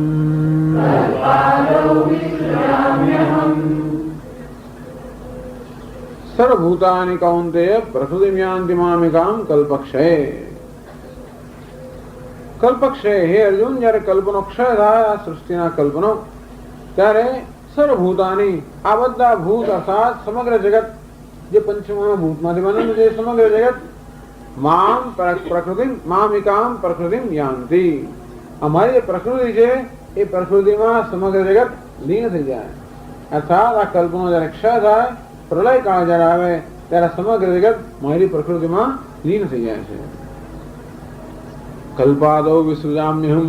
વળી પાછો નવો જયારે કલ્પ આવે ત્યારે આ જગતને હું ઉત્પન્ન કરું છું. જગતની ઉત્પત્તિ સ્થિતિ માટે આપણા બહુ સ્પષ્ટ વિચાર છે. ભલે વૈજ્ઞાનિકો અંદર ઝૂલા ખાયા જ કરે છે, પણ આપણા માટે બહુ સ્પષ્ટ વિચાર છે કે સમગ્ર જગતનો લય થઈ જાય તો પણ કશુંક શેષ બચી જવું જોઈએ, તો જ લય શક્ય છે. આ બધા નામ રૂપનો લય થાય અને છતાં એક વસ્તુ એવી હોવી જોઈએ જેનો લય થતો નથી, અને તો જ જગતની ઉત્પત્તિ થાય, નહીં તો ના થાય. બધા ઊંઘી ગયા હોય ને કોઈ જાગતું જ ના હોય તો કોઈ જગાડ ના તો કોઈ જોઈએ ને. અંતેથી આ સમગ્ર જગત જયારે ઊંઘી ગયું હોય ત્યારે પણ એવું કોઈક તત્વ હોવું જોઈએ જે ઊંઘી નથી ગયું. અંતેથી એ તત્વ બધા પાછું જગાડે ખરું, એટલે કે સર્જન કરે, ઊંઘાડે પણ ખરું, એટલે કે લય કરે. એટલે જાગતું પણ ના હોય, ઊંઘતું પણ ના હોય, આ બધા ફેરફારોથી રહિત હોય તો કંઈક તત્વ હોવું જોઈએ. આમ વિચાર કરીએ તો જ સમજ પડે. અમને આટલી બધી કેમ ચિંતન થાય સમજ જ પડે. આ લોકોને આટલી મુશ્કેલી કેમ પડે છે આપણે સમજ પડે. પણ આમ સામાન્ય વિચાર કરીએ પણ એવું ક્યારે સમજ પડે? જ્યારે આપણે આ જગતને ચક્રાત્મક માનીએ, એટલે કે આપણે તો માનીએ છીએ કે આ જગતની ઉત્પત્તિનો સ્થિતિ લય થયા જ કરે છે. કોઈ પહેલું જગત હોતું નથી, કોઈ પછીનું જગત હોતું નથી, એ ચાલ્યા જ કરે આ પરંપરા. એવું સ્વીકારીએ તો આ સમજવામાં મુશ્કેલ નથી. પણ એમ માનતું હોય નહીં આવી કોની જેમ કે આ તો આરંભ આ તો જગતનો આરંભ, નવા જગતનો આરંભ થયો, એ પહેલા હતું જ નહીં, તો તકલીફ બહુ પડે કે આ જગતના આરંભ પહેલા શું હતું. આપણે આરંભ માનતા જ નથી. આપણે શું કહે છે? આ તો પ્રક્રિયા ચાલ્યા જ કરે છે. સૂર્યા ચંદ્રમાં સૌ ધાતા હિસાપૂર્વમ અકલ્પયત. આ ધાતાએ વિધાતાએ જગત બનાવ્યું. સૂર્ય ચંદ્ર પહેલા હતું, એવી નવી પછી નવી રચના કરી, થોડા ફેરફાર સાથે. અને અત્યારે છે એવી રચના પછી પણ કરશે. અંતેથી આ પ્રકારે આ કલ્પ એક અનંત કલ્પથી આ જગત ચાલતું આવે, એ જ આપણે સ્વીકારીએ તો પછી આ સર્વના અધિષ્ઠાનને સમજવામાં કઈ મુશ્કેલી ના પડે. ચક્ર ફરતું હોય, ઉપર જાય નીચે આવે, ઉપર જાય નીચે આવે, ત્યારે એનો આધાર આપનાર જે ઉપર નીચે ન જતું હોય એવું કશું હોવું જોઈએ. બધું ઉપર નીચે ગયા કરતું હોય તો પછી એને આધાર આપનારું કોઈક તો હોવું જોઈએ જે ઉપર નીચે ન જતું હોય. અંતે આ સમગ્ર જગત ઉત્પત્તિ સ્થિતિ અને લય એ પ્રકારની પ્રક્રિયા સતત પસાર થયા કરતું હોય હું ત્યારે જ બને જ્યારે ઉત્પત્તિ સ્થિતિ લય એ પ્રક્રિયા રહિત કોઈ શેષ તત્વ હોવું જોઈએ. એટલે ભગવાન ભગવાન ક્યાં વિરાજમાન છે? શેષનાગ પર. ભગવાન શેના પર આવેલી છે? શેષનાગ પર. એ શેષ તત્વ છે. એને કોણ શું કહે છે? અનંત. એ ખરેખર પરમાત્મા કહો છે અનંત. એ શેષ રહી જાય, આ બધી વસ્તુ ભાંગીને ભૂક્કો થઈ જાય. અર્થાત ટૂંકમાં સમગ્ર જગતનો જયારે લય થઈ જાય ત્યારે પણ જેનો લય ન થાય એવું વિશેષ તત્વ, એ તત્વ તો એ જ અનંત, ભગવાન એ જ હું છું. તેથી જ્યારે આ કલ્પનો ક્ષય થાય, કલ્પનો અંત આવે, ત્યારે આ સમગ્ર જગત મારામાં આવીને લીન થઈ જાય, મારી પ્રકૃતિમાં. અને વળી પાછો હું બીજો કલ્પ આવે અને વળી પાછો એનું સર્જન કરું છું. કે છે ભાષ્યમાં, સર્વભૂતાનિ કૌંતેય પ્રકૃતિમ ત્રિગુણાત્મિકામ અપરા નિકૃષ્ટામ યાન્તિ મામિકામ મદીયાન કલ્પક્ષયે પ્રલયકાલે પુનઃ ભૂયઃ તાનિ ભૂતાનિ ઉત્પત્તિકાલે કલ્પાદૌ વિસૃજામિ ઉત્પાદયામિ અહમ પૂર્વવત.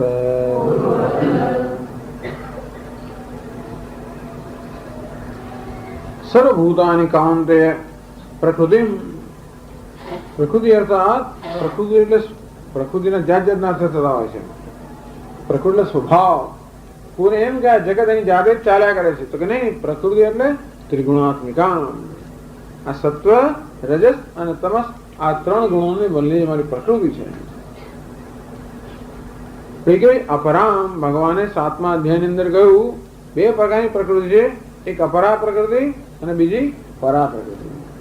ભૂમિરાપો નનો વાયુ ખમ મનો બુદ્ધિરેવ ચ અહંકાર મેં ભિન્ના પ્રકૃતિ અષ્ટધા અપરા.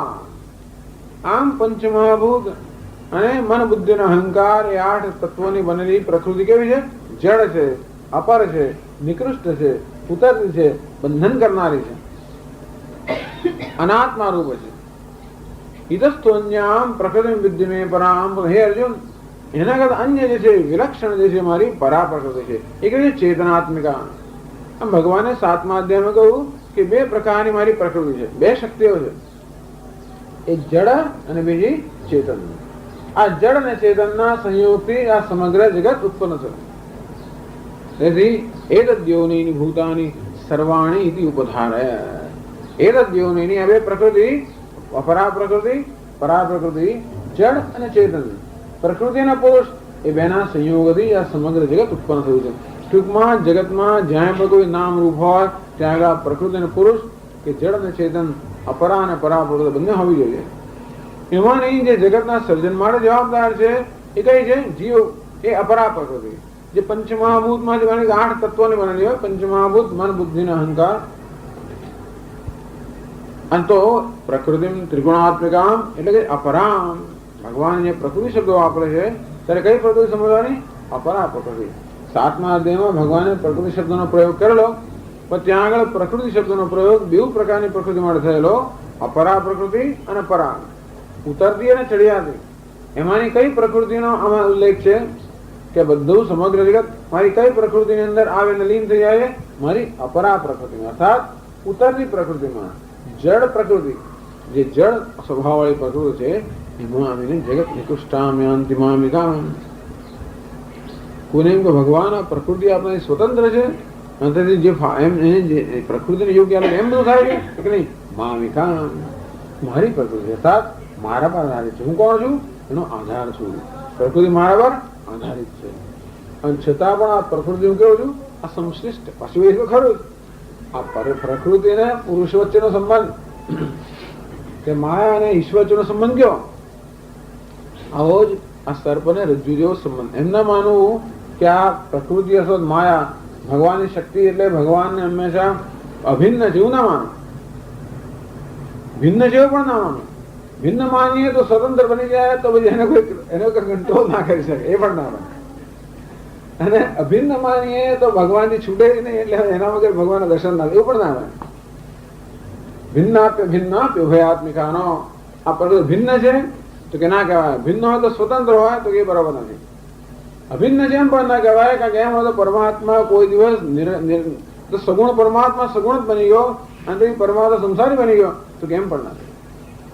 ઉભયાત્મિકાનો ભિન્ન અને અભિન્ન બંને તરીકે પણ ન હોય, કારણ કે એ તો એ વિરુદ્ધ વચન છે. ત્યારે શું છે એ જે આ સિવાયનું જે હોય તે આપણી બુદ્ધિમાં જે વસ્તુની કલ્પના જ ના આવે. બુદ્ધિ આટલો ક્યાં તો જુદું ક્યાં તો એક એ ત્રી કોઈ વસ્તુની આપણે કલ્પના ના કરી શકીએ. આપણી બુદ્ધિ હંમેશા આવી રીતે કમ્પ્યુટરની અંદર જોયું તો બાઇનરી સિસ્ટમ, આ અથવા પેલું, 0 અથવા 1, હોવું અથવા ન હોવું, સાચું અથવા ન, એટલે હોવું અથવા ન હોવું, બેની કલ્પના કરી શકીએ.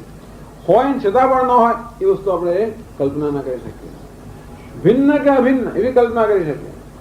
ભિન્ન પણ ના હોય ને અભિન્ન પણ ના હોય ને ભિન્નતાનો પણ ગુણ હોય ને અભિન્ન તો કઈ ભિન્ન છે એમ તો ના કહેવાય, કારણ કે સ્વતંત્ર ભિન્ન હોત તો સ્વતંત્ર હોત, સ્વતંત્ર નથી પણ ભિન્ન છે એમ તો ના કહેવાય. પણ અભિન્ન છે એમ પણ ના કહેવાય, કારણ કે અભિન્ન હોત તો ક્યારે પણ પરમાત્મા કે બ્રહ્મ ક્યારે પ્રકૃતિ રહિત ન હોઈ શકે, એ પણ શુદ્ધ છે. અને અભિન્ન છે એમ પણ ના કહેવાય. તો શું કહેવાય? તો અમે કશું કહીશું નહીં. શું ના કહેવાય એમ કહીશું. વેદાંત શું કહેવાય એમ નહીં કે આપણે કઈ ભિન્ન છે તો ભિન્ન છે એમ તો ના કહેવાય. કેમ ના કહેવાય? કારણ કે પ્રકૃતિ સ્વતંત્ર નથી. ત્યારે અભિન્ન છે તો અભિન્ન એમ પણ ના કહેવાય, કારણ કે પ્રકૃતિનો બાદ થઈ જાય છે. ત્યારે શું છે? અનિર્વચનીય. એનું કોઈ નિર્વચન કે વ્યાખ્યા ના કરી શકાય એવા સંબંધ છે. એટલે અમે એ જંજાળમાં પડ્યા તો કોઈ દિવસ એટલે ક્યાં ન પડવું એ પણ અમે સમજાવે છે. કઈ વસ્તુ ના પડવું એટલે આ બધી બહાર ના નીકળે. અનિર્વચનીય વસ્તુ છે, એનું નિર્વચન ના કરાય, વ્યાખ્યા ના કરી શકાય એ વસ્તુ પડ્યા એ સમજવા લોકો ગુજરા ખાય કરે છે, સમજવાનો પ્રયત્ન કરે છે. એટલે એને બાજુમાં મૂકી દઉં. માયા અમે એટલે જ ભગવાને કહ્યું 7મા અધ્યાયમાં, દૈવી હિયેષા ગુણમયી મમ માયા દુરત્યા. મારી માયા જે 3 ગુણ મને દુરત્યા એને તરવી અશક્ય છે. મામેવે માયા રહીને માયાને તરવી અશક્ય છે. મામેવે પ્રપદ્યંતે માયામેતામ ચરણ. જે મારું શરણ અથવા જે લોકો મારું શરણ લેશે એ લોકો જરૂર માયા કરી શકે. ટૂંકમાં આ જંજાળમાંથી મનને હટાવી રહ્યું. એમાં જ આપણે કેમ આમ ને કેમ પેલું ના શું ને એ જો પ્રયત્ન કરીશું સમજવાનો તો કોઈ દિવસ સમજીશ જેમ વધુ ગૂંચવાતું જશે અને સમજવાને બદલે વધુ ગૂંચવાતું જ જશે અને આપણે વધુ અંદર ખૂબતા જઈશું. અને માટે વસ્તુ એ છે કે એને બાજુમાં જ રાખવી. મામે એ પ્રપદ્યંતે. અહીં તો એટલે ભગવાન એ જ બે શ્લોકોમાં તો એ જ વળી પછી સમજાવે છે કે આ બધા મારી પ્રકૃતિમાં લીન થઈ જાય છે. એટલે તો ત્રિગુણાત્મિકામ નિકૃષ્ટામ યાંતિ મામિકામ. આ મારી પ્રકૃતિ છે એટલે કે મારી સ્વતંત્ર નથી. અક્ષરામાં મારા પર મારી નો થઈ નહીં કે મારે અભિન્ન છે, મારે અભિન્ન પણ નથી, અર્થાત બાધિત હોવાને કારણે અભિન્ન નથી. ટૂંકમાં પ્રકૃતિ વગર પણ હું હોઈ શકું. ભગવાન એમ કહે છે આ પ્રકૃતિ મારામાં છે, હું એનામાં નથી. અને જોડે પ્રકૃતિ મારામાં નથી, કારણ કે મારા પર અધ્યારોપી છે. અધિષ્ઠાન અધ્યારોપનો સંબંધ એટલે કે કલ્પનાનો વિષય નથી થતો. જે વસ્તુનો બહાર થાય એ અધ્યારોપી છે. ચાલો અહીં તો બહુ સરળ વસ્તુ કહે છે, પણ નિકૃષ્ટામ મામિકામ મદિયામ કલ્પક્ષે પ્રલય કાલે. અર્થાત જયારે પ્રલય કાળ વગાડે આ સમગ્ર જગત અમારી પ્રકૃતિ જે છે એમાં આવીને લીન થઈ જાય છે. પ્રલય કાલે ભૂતાની યથોક્તામ પ્રકૃતિ જ્ઞાન છે. ઉત્પત્તિ કાલે બી તથા તેષામ ઉત્પત્તે ઈશ્વરાધીનત્વમ ભૂત સૃષ્ટિ ન સ્યાદ. તો કોઈ કહે છે કે મહારાજ આ પ્રકૃતિમાંથી જ જો બધો લય થતો હોય અને પ્રકૃતિમાંથી ઉત્પન્ન થતો તો આપ તો અંદર રહ્યા જ નહીં. ટૂંકમાં પ્રકૃતિ જગતનું કારણ બની ગયું, આપ તો કારણભૂત જગતના રહ્યા જ નહીં. તો ભગવાન રિડન્ડન્ટ થઈ જાય. એટલે ભગવાન પાસે શું છે બધું પ્રકૃતિ જ. એટલે આમ એક બાજુ ભગવાન શું કહે છે આગળ કહે છે આ બધે હું બધું કરું છું એવું કહેવા પણ માંગે છે અને જો કશું કરતો હોય એમ પણ કહેવા માંગે છે. બધાનું યશ પણ એ લાવવા માંગે છે અને કોઈ અપયશ લેવા માંગતા નથી. કેમ કરવું એનું માટે આ વર્ણન છે.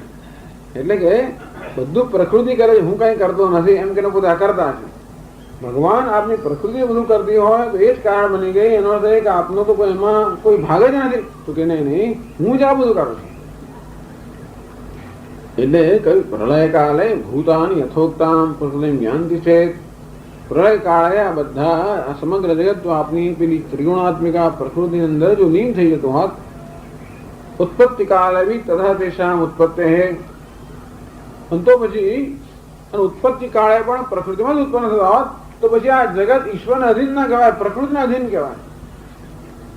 અંતેથી ઉત્પત્તિ હે ઈશ્વરાધીનત્વમ ભૂત સૃષ્ટિ ન સ્યાત. અને તો પછી આ જગતની જગત છે, સૃષ્ટિ છે, એ ઈશ્વરના અધીન ના કહેવાય, પ્રકૃતિના અધીન છે.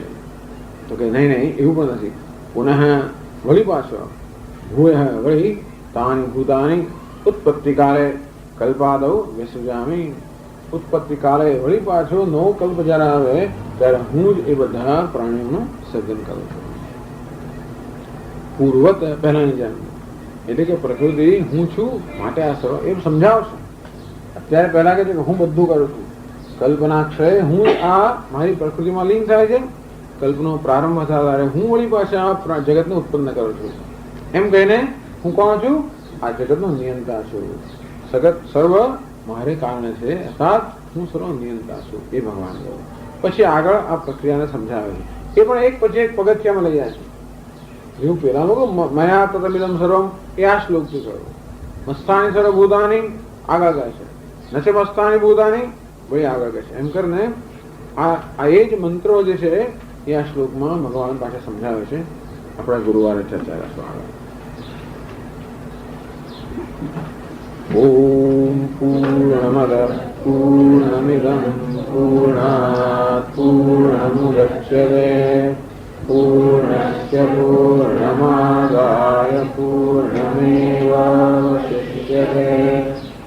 ઓમ શાંતિ શાંતિ શાંતિ. શંકરં શંકરાચાર્યં કેશવં બાદરાયણં સૂત્રભાષ્યકૃતૌ વંદે ભગવन्तौ પુનઃ પુનઃ. ઈશ્વરો ગુરુરાત્મેતિ મૂર્તિભેદવિભાગિને વ્યોમવદ્વ્યાપ્તદેહાય દક્ષિણામૂર્તये નમઃ.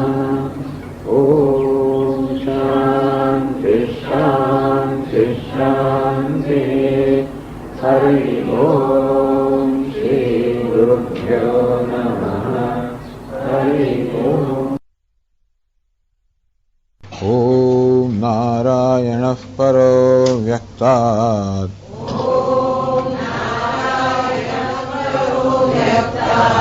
અંડમવ્યક્તસંભવम्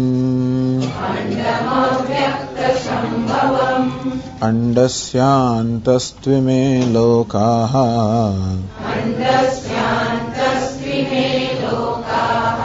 સપ્તદ્વીપા ચ મેદિની.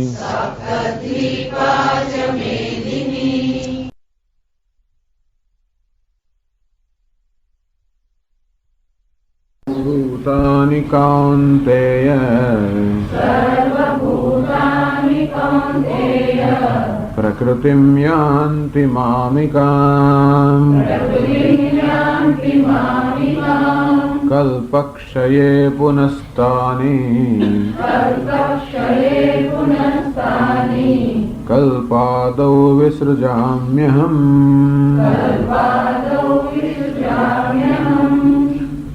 સર્વભૂતાનિ કૌન્તેય પ્રકૃતિમ યાન્તિ મામિકામ કલ્પક્ષયે. એ કૌન્તેય કલ્પક્ષયે, કલ્પનો જ્યારે ક્ષય થાય અથવા કલ્પનો અંત આવે એ સર્વ પ્રારબ્ધ કર્મ પ્રમાણે થતું હોય, અર્થાત પ્રાણી માત્રના બધા કર્મના પરિણામે જ, સામૂહિક કર્મના પરિણામે આ સૃષ્ટિનું સર્જન થતું હોય. અને સામૂહિક કર્મ જ્યારે પૂરા થઈ ગયા હોય ત્યારે સૃષ્ટિનો લય થાય. વળી પાછી એ સામૂહિક કર્મો એટલે કર્મના પ્રમાણે આ સૃષ્ટિની ગતિ ચાલતી હોય છે. અને તેથી જેનું સર્જન થયું એનું ક્યારેક ને ક્યારેક લય થવાનો જ. ત્યાં કલ્પનો પણ જ્યારે લય થાય, કલ્પાદૌ કલ્પક્ષય, કલ્પનો જ્યારે ક્ષય થાય, ભગવાન કહે છે કે સર્વભૂતાની મામિકામ પ્રકૃતિમ યાન્તિ. આ બધા ભૂતો અર્થાત સમગ્ર જગત મારી પ્રકૃતિમાં આવીને સમાઈ જાય છે. તાની કલ્પાદૌ વિસૃજામ્યહમ. વળી પાછો નવો જ્યારે કલ્પ આવે ત્યારે એ જ ભૂતો અર્થાત એ જ પ્રાણીઓને, એ જ મહાભૂતોને, એ જ પદાર્થોને, એ જ જગતને વળી પાછો એમનું હું સર્જન કરું છું. વિસૃજામી અહમ, હું એ બધાનું વિસર્જન કરું છું, અર્થાત એ બધાનું બધું સર્જન કરું છું. વિસૃજામી, બધાનું સર્જન કરું છું.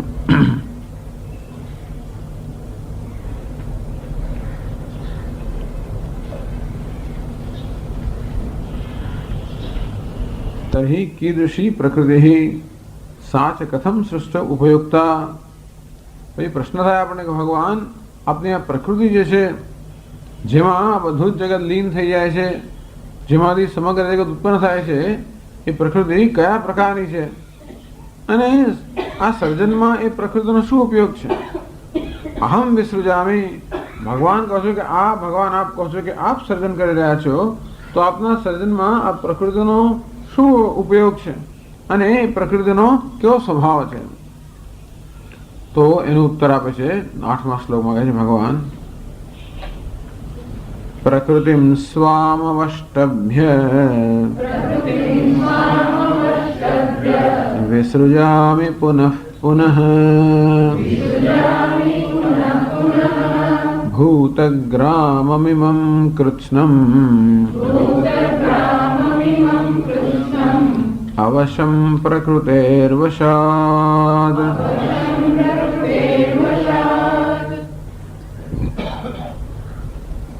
પ્રકૃતિ સ્વામ અવષ્ટભ્ય, મારી પ્રકૃતિને અવષ્ટભ્ય વશીકૃત કરીને પુનઃ પુનઃ વિસૃજામી, વારંવાર આ જગતનું સૃષ્ટિનું હું સર્જન કરું છું। અર્થાત અનાદિકાળથી જે સર્જન અને લયની પ્રક્રિયા ચાલી રહી છે એ વારંવાર હું વળી પાછા સૃષ્ટિનું સર્જન કરું છું। ભૂતગ્રામમિમં કૃષ્ણમ અવશમ વિસૃજામી, આ સમગ્ર પ્રાણીઓ તો સમગ્ર જગતને હું એનું સર્જન કરું છું। તો આ પ્રાણીઓ કેવા છે? અવશમ, એ બધા કેવા છે? પરવશ છે। પ્રકૃતિ હે વશાત, આ પ્રકૃતિના વશમાં રહેલા બધા પ્રાણીઓનું વારંવાર મારી પ્રકૃતિને વશમાં કરી નાખે। મારો ભાવ છે કે પ્રકૃતિ મારા વશમાં છે, પરંતુ એ પ્રકૃતિ બધા પ્રાણીઓને વશમાં રાખે છે। માયા બધા પ્રાણીઓ જીવાત્માઓ જે છે એ બધા માયાના વશમાં છે, તો માયા પોતે ઈશ્વરના વશમાં છે। એટલે મારી આ માયાને હું મારા વશમાં રાખીને આ સમગ્ર જગતનું સર્જન કરું છું। અને આ પ્રાણીઓ પ્રકૃતિને વશ હોવાને કારણે પરવશ રીતે વારંવાર જન્મ મૃત્યુની પ્રક્રિયામાંથી પસાર થયા જ કરે છે। અર્થાત સર્જન થવું કે ન થવું એવી કોઈને સ્વતંત્રતા છે નહીં, બધા પ્રકૃતિને વશ રહીને વારંવાર આ સૃષ્ટિ લયની પ્રક્રિયામાંથી પસાર થયા કરે છે। એમાં જ્યારે સર્જનનું વર્ણન થાય છે એટલે મધુસૂદન સરસ્વતી થોડાક પ્રશ્નો ઉપસ્થિત કરે છે કે આ સૃષ્ટિ કેવી છે? કિમ નિમિત્તા યસ પરમેશ્વર સિયમ સૃષ્ટિ, શેને માટે ભગવાન આમ ભગવાન કહે છે કે વિસૃજામી, હું આ જગતનું સર્જન કરું છું। પુનઃ પુનઃ વિસૃજામી, વારંવાર આ જગતનું સર્જન કરું છું ભગવાન જ્યારે કહે છે। એનો પ્રશ્ન થાય કે શા માટે ભગવાન આ જગતનું સર્જન કરતો હશે? કિમ નિમિત્તા પરમેશ્વરસ્ય ઇયમ સૃષ્ટિ, આ પરમેશ્વરની સૃષ્ટિ છે શેને કારણે છે? શા માટે સર્જન કરે છે ભગવાન? ન તાવત સ્વભોગાર્થા, ભગવાન શું આપના ભોગ માટે આપના આનંદ માટે આ સૃષ્ટિ ઉત્પન્ન કરી છે? તસ્ય સર્વસાક્ષીભૂત ચૈતન્ય માત્ર છે ભોક્તૃત્વ અભાવાત, પરમાત્મા પોતે કેવો છે? આગળ કહે છે હું કોણ છું? ચૈતન્ય સ્વરૂપ, સર્વનો સાક્ષી, અધ્યક્ષ, સર્વનો સાક્ષી, શુદ્ધ નિર્વિકાર ચૈતન્ય સ્વરૂપ। આમ ચૈતન્યમાં એ ચૈતન્ય નિર્વિકાર હોવાને કારણે કર્તૃત્વ ભોક્તૃત્વ એવો કોઈ વિકાર એનામાં ના હોય। ખરેખર ભોક્તૃત્વ એટલે કે ભોગવવાપણું, કર્તૃત્વ કરવાપણું એ પણ આત્મામાં વિકાર છે। હું હમણાં બોલી રહ્યો છું, પછી હું સાંભળી રહ્યો હોઉં, પછી ખાઈ રહ્યો હોઉં, પછી ચાલી રહ્યો હોઉં, આમ આ બોલનાર, ચાલનાર, ખાનાર, પીનાર, સાંભળનાર એમ કરીને જે આત્મા એટલે હું છું એમાં સતત જ્યારે પરિવર્તન થયા કરે ત્યારે જ કોઈ કર્મ શક્ય બને। કે ભોગ પણ ત્યારે શક્ય બને જ્યારે જે ભોગવનાર હોય એ ભોગવનારમાં એ ભોગને અનુરૂપ પરિવર્તન થાય તો જ ભોગ શક્ય બને। જેમ કે ખોરાકનો હું જો ખોરાકનો ઉપયોગ કરી રહ્યો હોઉં તો ખાનાર બની જાઉં તો જ પછી એ ખોરાકનો ભોગ લઈ શકું। અત્યારે આ શબ્દ હું સાંભળનાર બનું તો જ શબ્દ સાંભળી શકાય, બોલનાર બનું તો શબ્દ બોલી શકાય। અને કંઈ પણ કર્મ કરવા માટે એ કર્મને અનુરૂપ પરિવર્તન મારામાં આવે, કંઈ પણ અનુભવ લેવા માટે એ અનુભવના વિશે અનુરૂપ પરિવર્તન મારામાં આવે તો જ એ પ્રકારે કરવું કે ભોગવવું શક્ય બને। હું છું એવો ને એવો જ રહું અર્થાત બદલાવ જ નહીં તો પછી એ અનુભવ શક્ય ના બને। ટૂંકમાંથી હું બોલનાર જ રહ્યા કરું તો હું સાંભળનાર ના બની શકું, સાંભળનાર જ રહ્યા કરું તો પછી ખાનાર ના બની શકું. એટલે ખાતી વખતે ખાનાર, બોલતી વખતે બોલનાર, સાંભળતી વખતે સાંભળનાર. એમ જે ભોગતા કે અનુભવ કરનાર આત્મા છે એ પણ સતત પરિવર્તનશીલ હોય તો જ આ પ્રકારે ભોગવવું કે અનુભવ કરવો, ભોક્તૃત્વ શક્ય બને. પરમાત્મા કેવો છે? એ તો કૂટસ્થ નિર્વિકાર ચૈતન્ય સ્વરૂપ હોવાને કારણે બોલવું ને ખાવું ને સાંભળવું આ પ્રકારના કોઈ વિકારો શક્ય નથી. એટલે પ્રશ્ન એ પૂછે છે કે ભગવાન આપ તો નિર્વિકાર સાક્ષી ચૈતન્ય છો, કૂટસ્થ છો, તો પછી આપ એમ કહો છો કે આપે આ સૃષ્ટિનું સર્જન, આપ સૃષ્ટિનું સર્જન કરી રહ્યા છો, તો શું આપના પોતાના આનંદ માટે સર્જન કરી રહ્યા છો? પરંતુ આનંદ માટે, ભોગવવા માટે તો આપે વિકારી બનવા જોઈએ. આપ તો નિર્વિકાર છો અને તેથી આપના ભોગ માટે કે આપના અનુભવ માટે સૃષ્ટિ હોય એવું તો ન માની શકાય. ન તાવત સ્વભોગાર્થા તસ્ય સર્વ સાક્ષીભૂત ચૈતન્ય માત્રસ્ય ભોક્તૃત્વ અભાવાત. એટલે ભગવાન તો ભોગતા ના હોઈ શકે. મુંડકોપનિષદમાં કહે છે ને, દ્વા સુપર્ણા સયુજા સખાયા સમાનમ વૃક્ષમ પુરુષસ્વ જાતે. એક જ વૃક્ષ પર આ બે પક્ષીઓ ચણી રહ્યા છે. બે પક્ષીઓ છે. એક પક્ષી જુદા જુદી ડાળ પર જઈને ભિન્ન ભિન્ન પ્રકારના ફળનો અનુભવ કરી રહ્યું છે, ત્યારે બીજું પક્ષી કોઈ પણ પ્રકારના અનુભવમાં ભાગ લીધા સિવાય માત્ર જોયા જ કરે છે.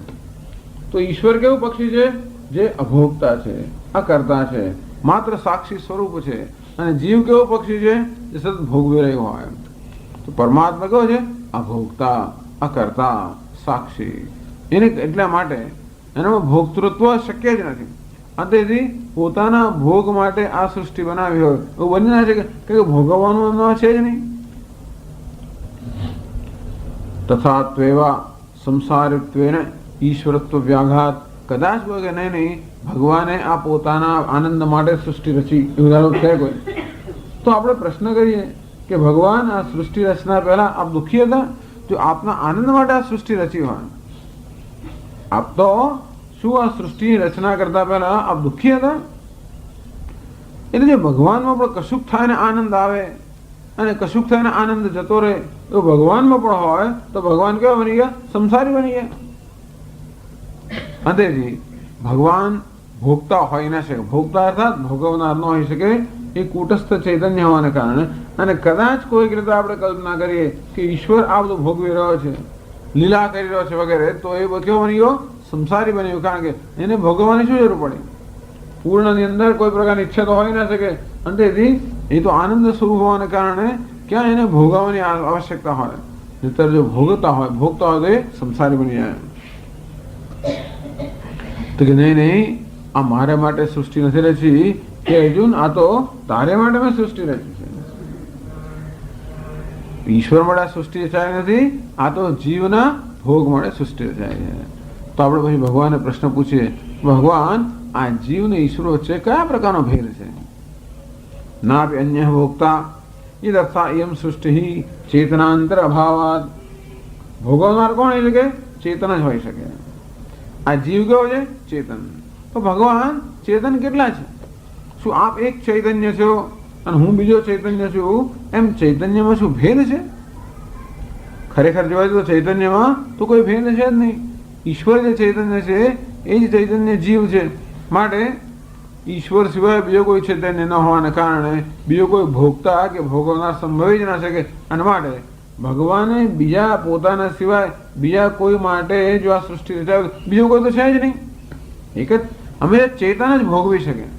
કરવાનું, ભોગવવાનું આ બધું કોને માટે શકે છે?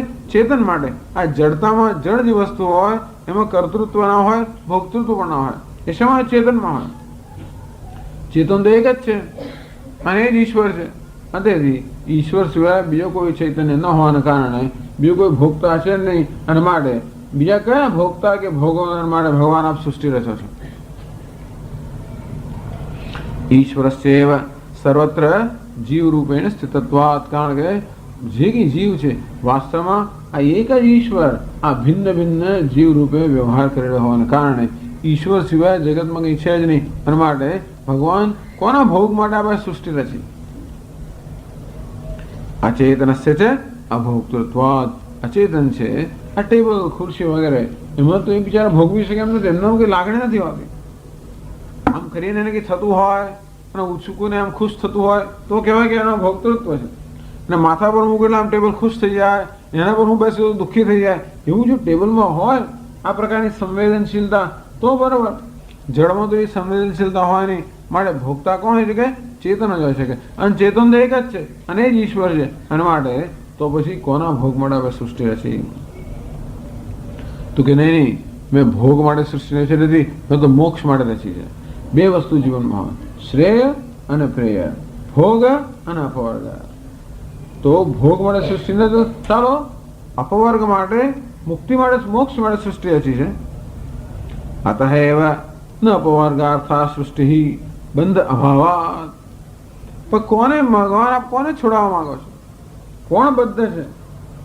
ચૈતન્ય એક જ હોવાને કારણે એ તો હંમેશા નિત્ય મુક્ત છે, અને એ કોને છોડાવવા માટે આપણે સૃષ્ટિ રચી છે? અપવર્ગ અવિરોધિત્વાચ ઇત્યાદિ. તેથી ખરેખર તો આ કોઈ પણ એવો બદ્ધ જીવ છે જ નહીં. એમ કરીને ટૂંકમાં તમે આવા બધા આપણે પ્રશ્નો પૂછે ને, એ પ્રશ્ન કોઈ સંતોષકારક ઉત્તર મળી શકતા નથી.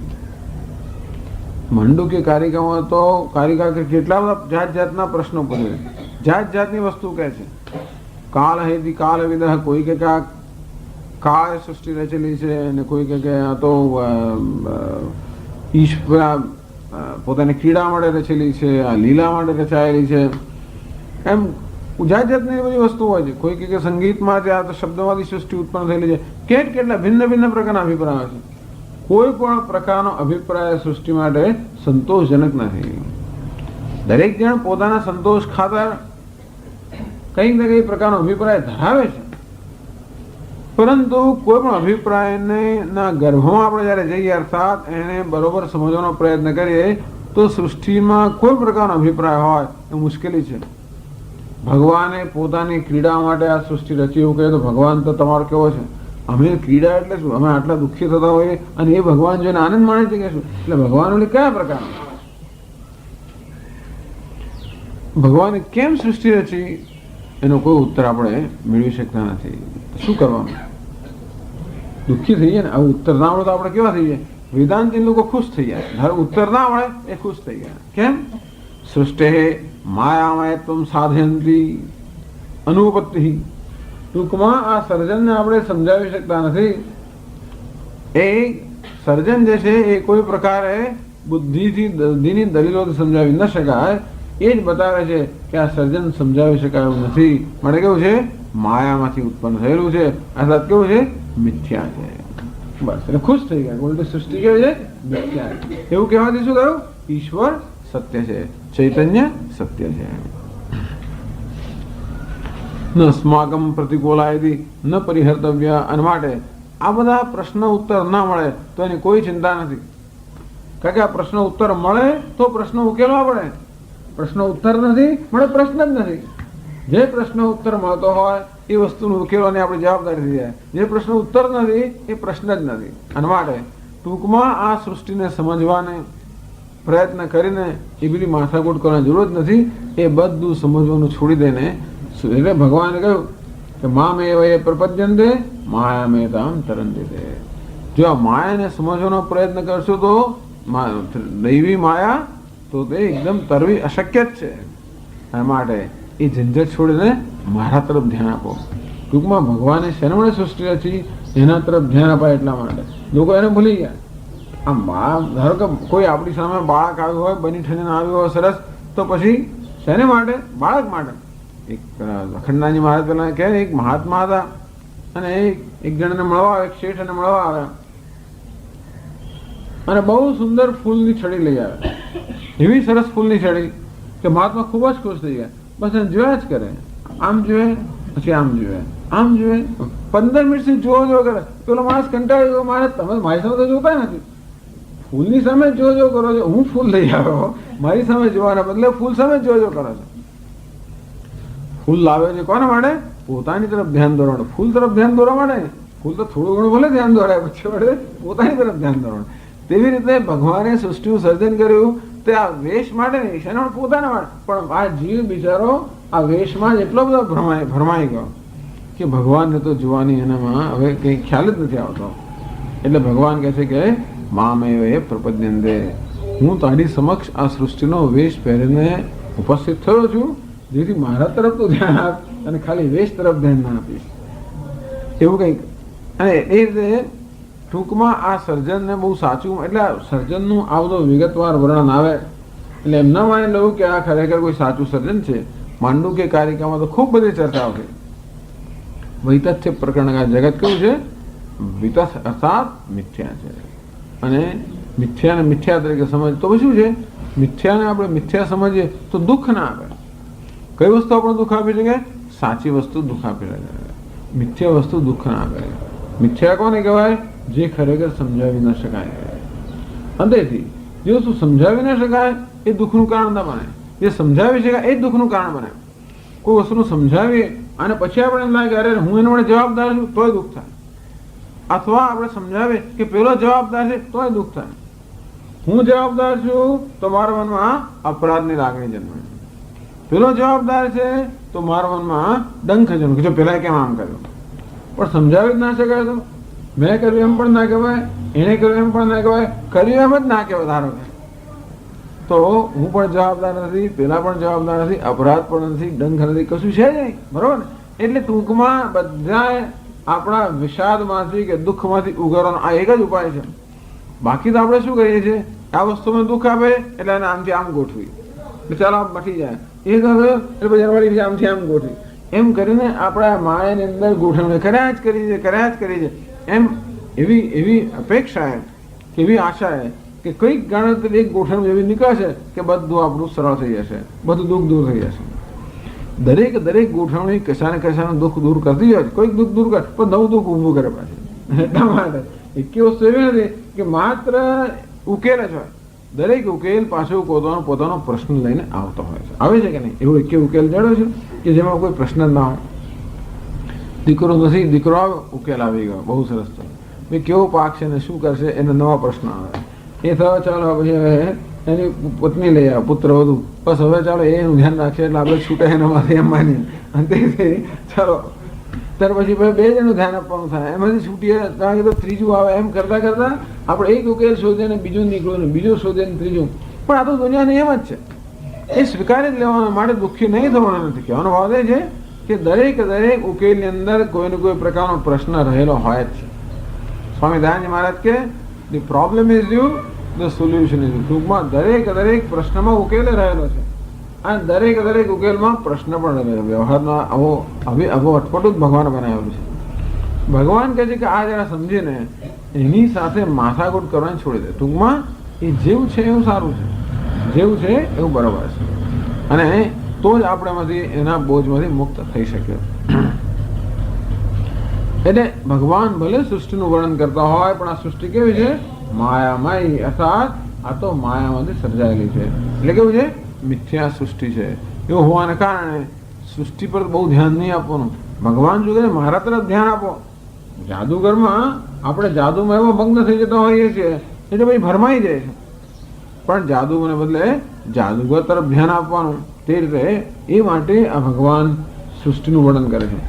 સૃષ્ટિનું વર્ણન આપણે સૃષ્ટિનું સમજીએ અથવા તો એને સમજી શકીએ એટલા માટે નહીં, પણ એનું જે સર્જક છે એ સર્જક તરફ ધ્યાન દોરવા માટે આ સર્જનનું વર્ણન છે. તો આ શ્લોકના ભાષ્યમાં હવે સમજાવે શંકરાચાર્યજી.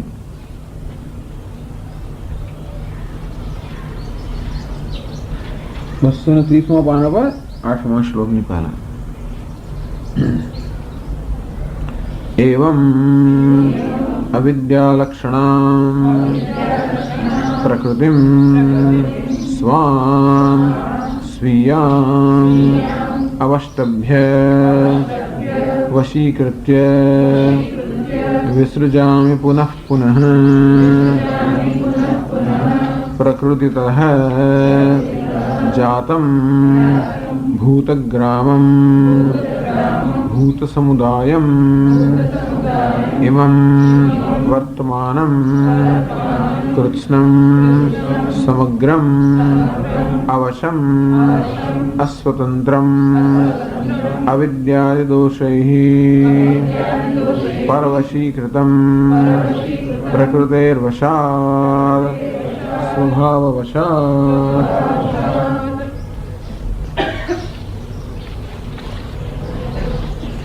એવમ આ રીતે અવિદ્યા લક્ષણામ પ્રકૃતિ, એમ તો કે પ્રકૃતિનો સ્વભાવ શું છે?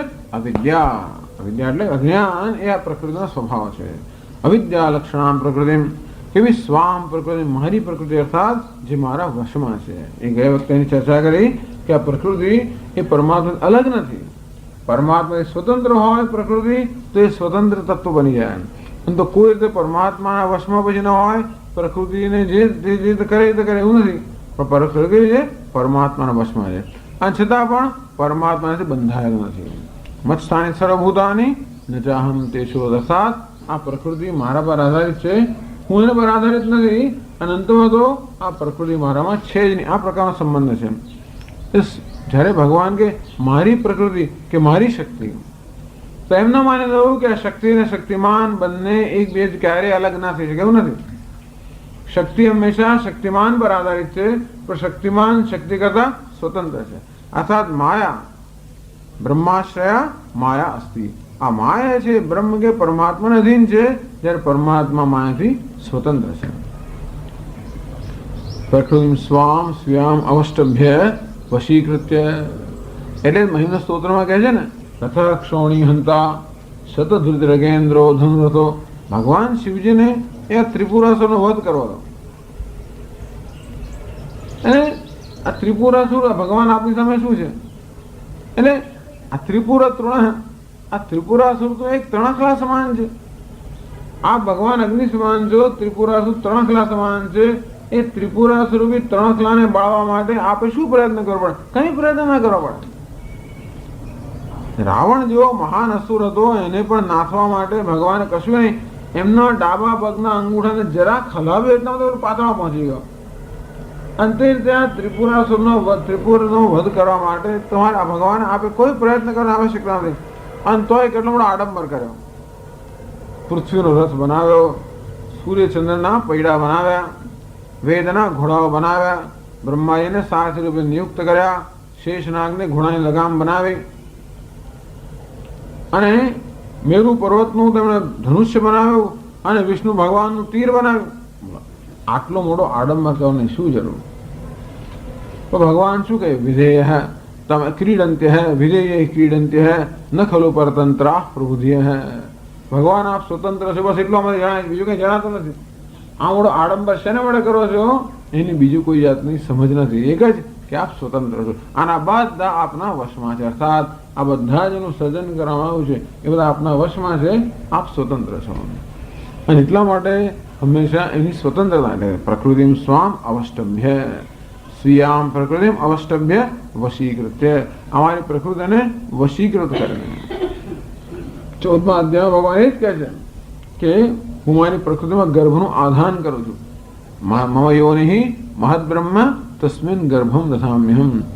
એ સર્જનની પ્રક્રિયામાં એવું જ છે કે સૃષ્ટિના પ્રારંભ કાળ પ્રલય અવસ્થાની અંદર માયા સુષુપ્ત અવસ્થામાં હોય, એ માયાને ચેતનવંતી કરવામાં આવે, અને તેથી આ સર્જનની પ્રક્રિયા શરૂ થાય.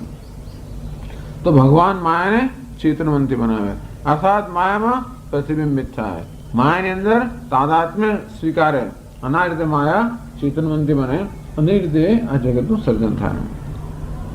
વિસૃજામિ પુનઃ પુનઃ, વારંવાર, એટલે કે કહેવાનો ભાવ થઈ છે કે આનું સર્જન વારંવાર થયા જ કરે છે. ટૂંકમાં હે અર્જુન, આ સૃષ્ટિની પ્રક્રિયા અનાદિ છે અને અનંત છે. ભૂતગ્રામમ પ્રકૃતિ જાતમ ભૂતગ્રામમ. ભૂતગ્રામ, ગ્રામ એટલે સમૂહ. આ ભૂત સમૂહ, પંચમહાભૂત કે આ જગતમાં જે પ્રાણીઓ જળ અને ચેતન જે સર્વ સમૂહ. ભૂતગ્રામમ ભૂત સમુદાયમ ઇમમ, એટલે કે આ એ અર્જુન જુએ છે વર્તમાનમ કૃષ્ણ એટલે સમસ્તમ અવશમ.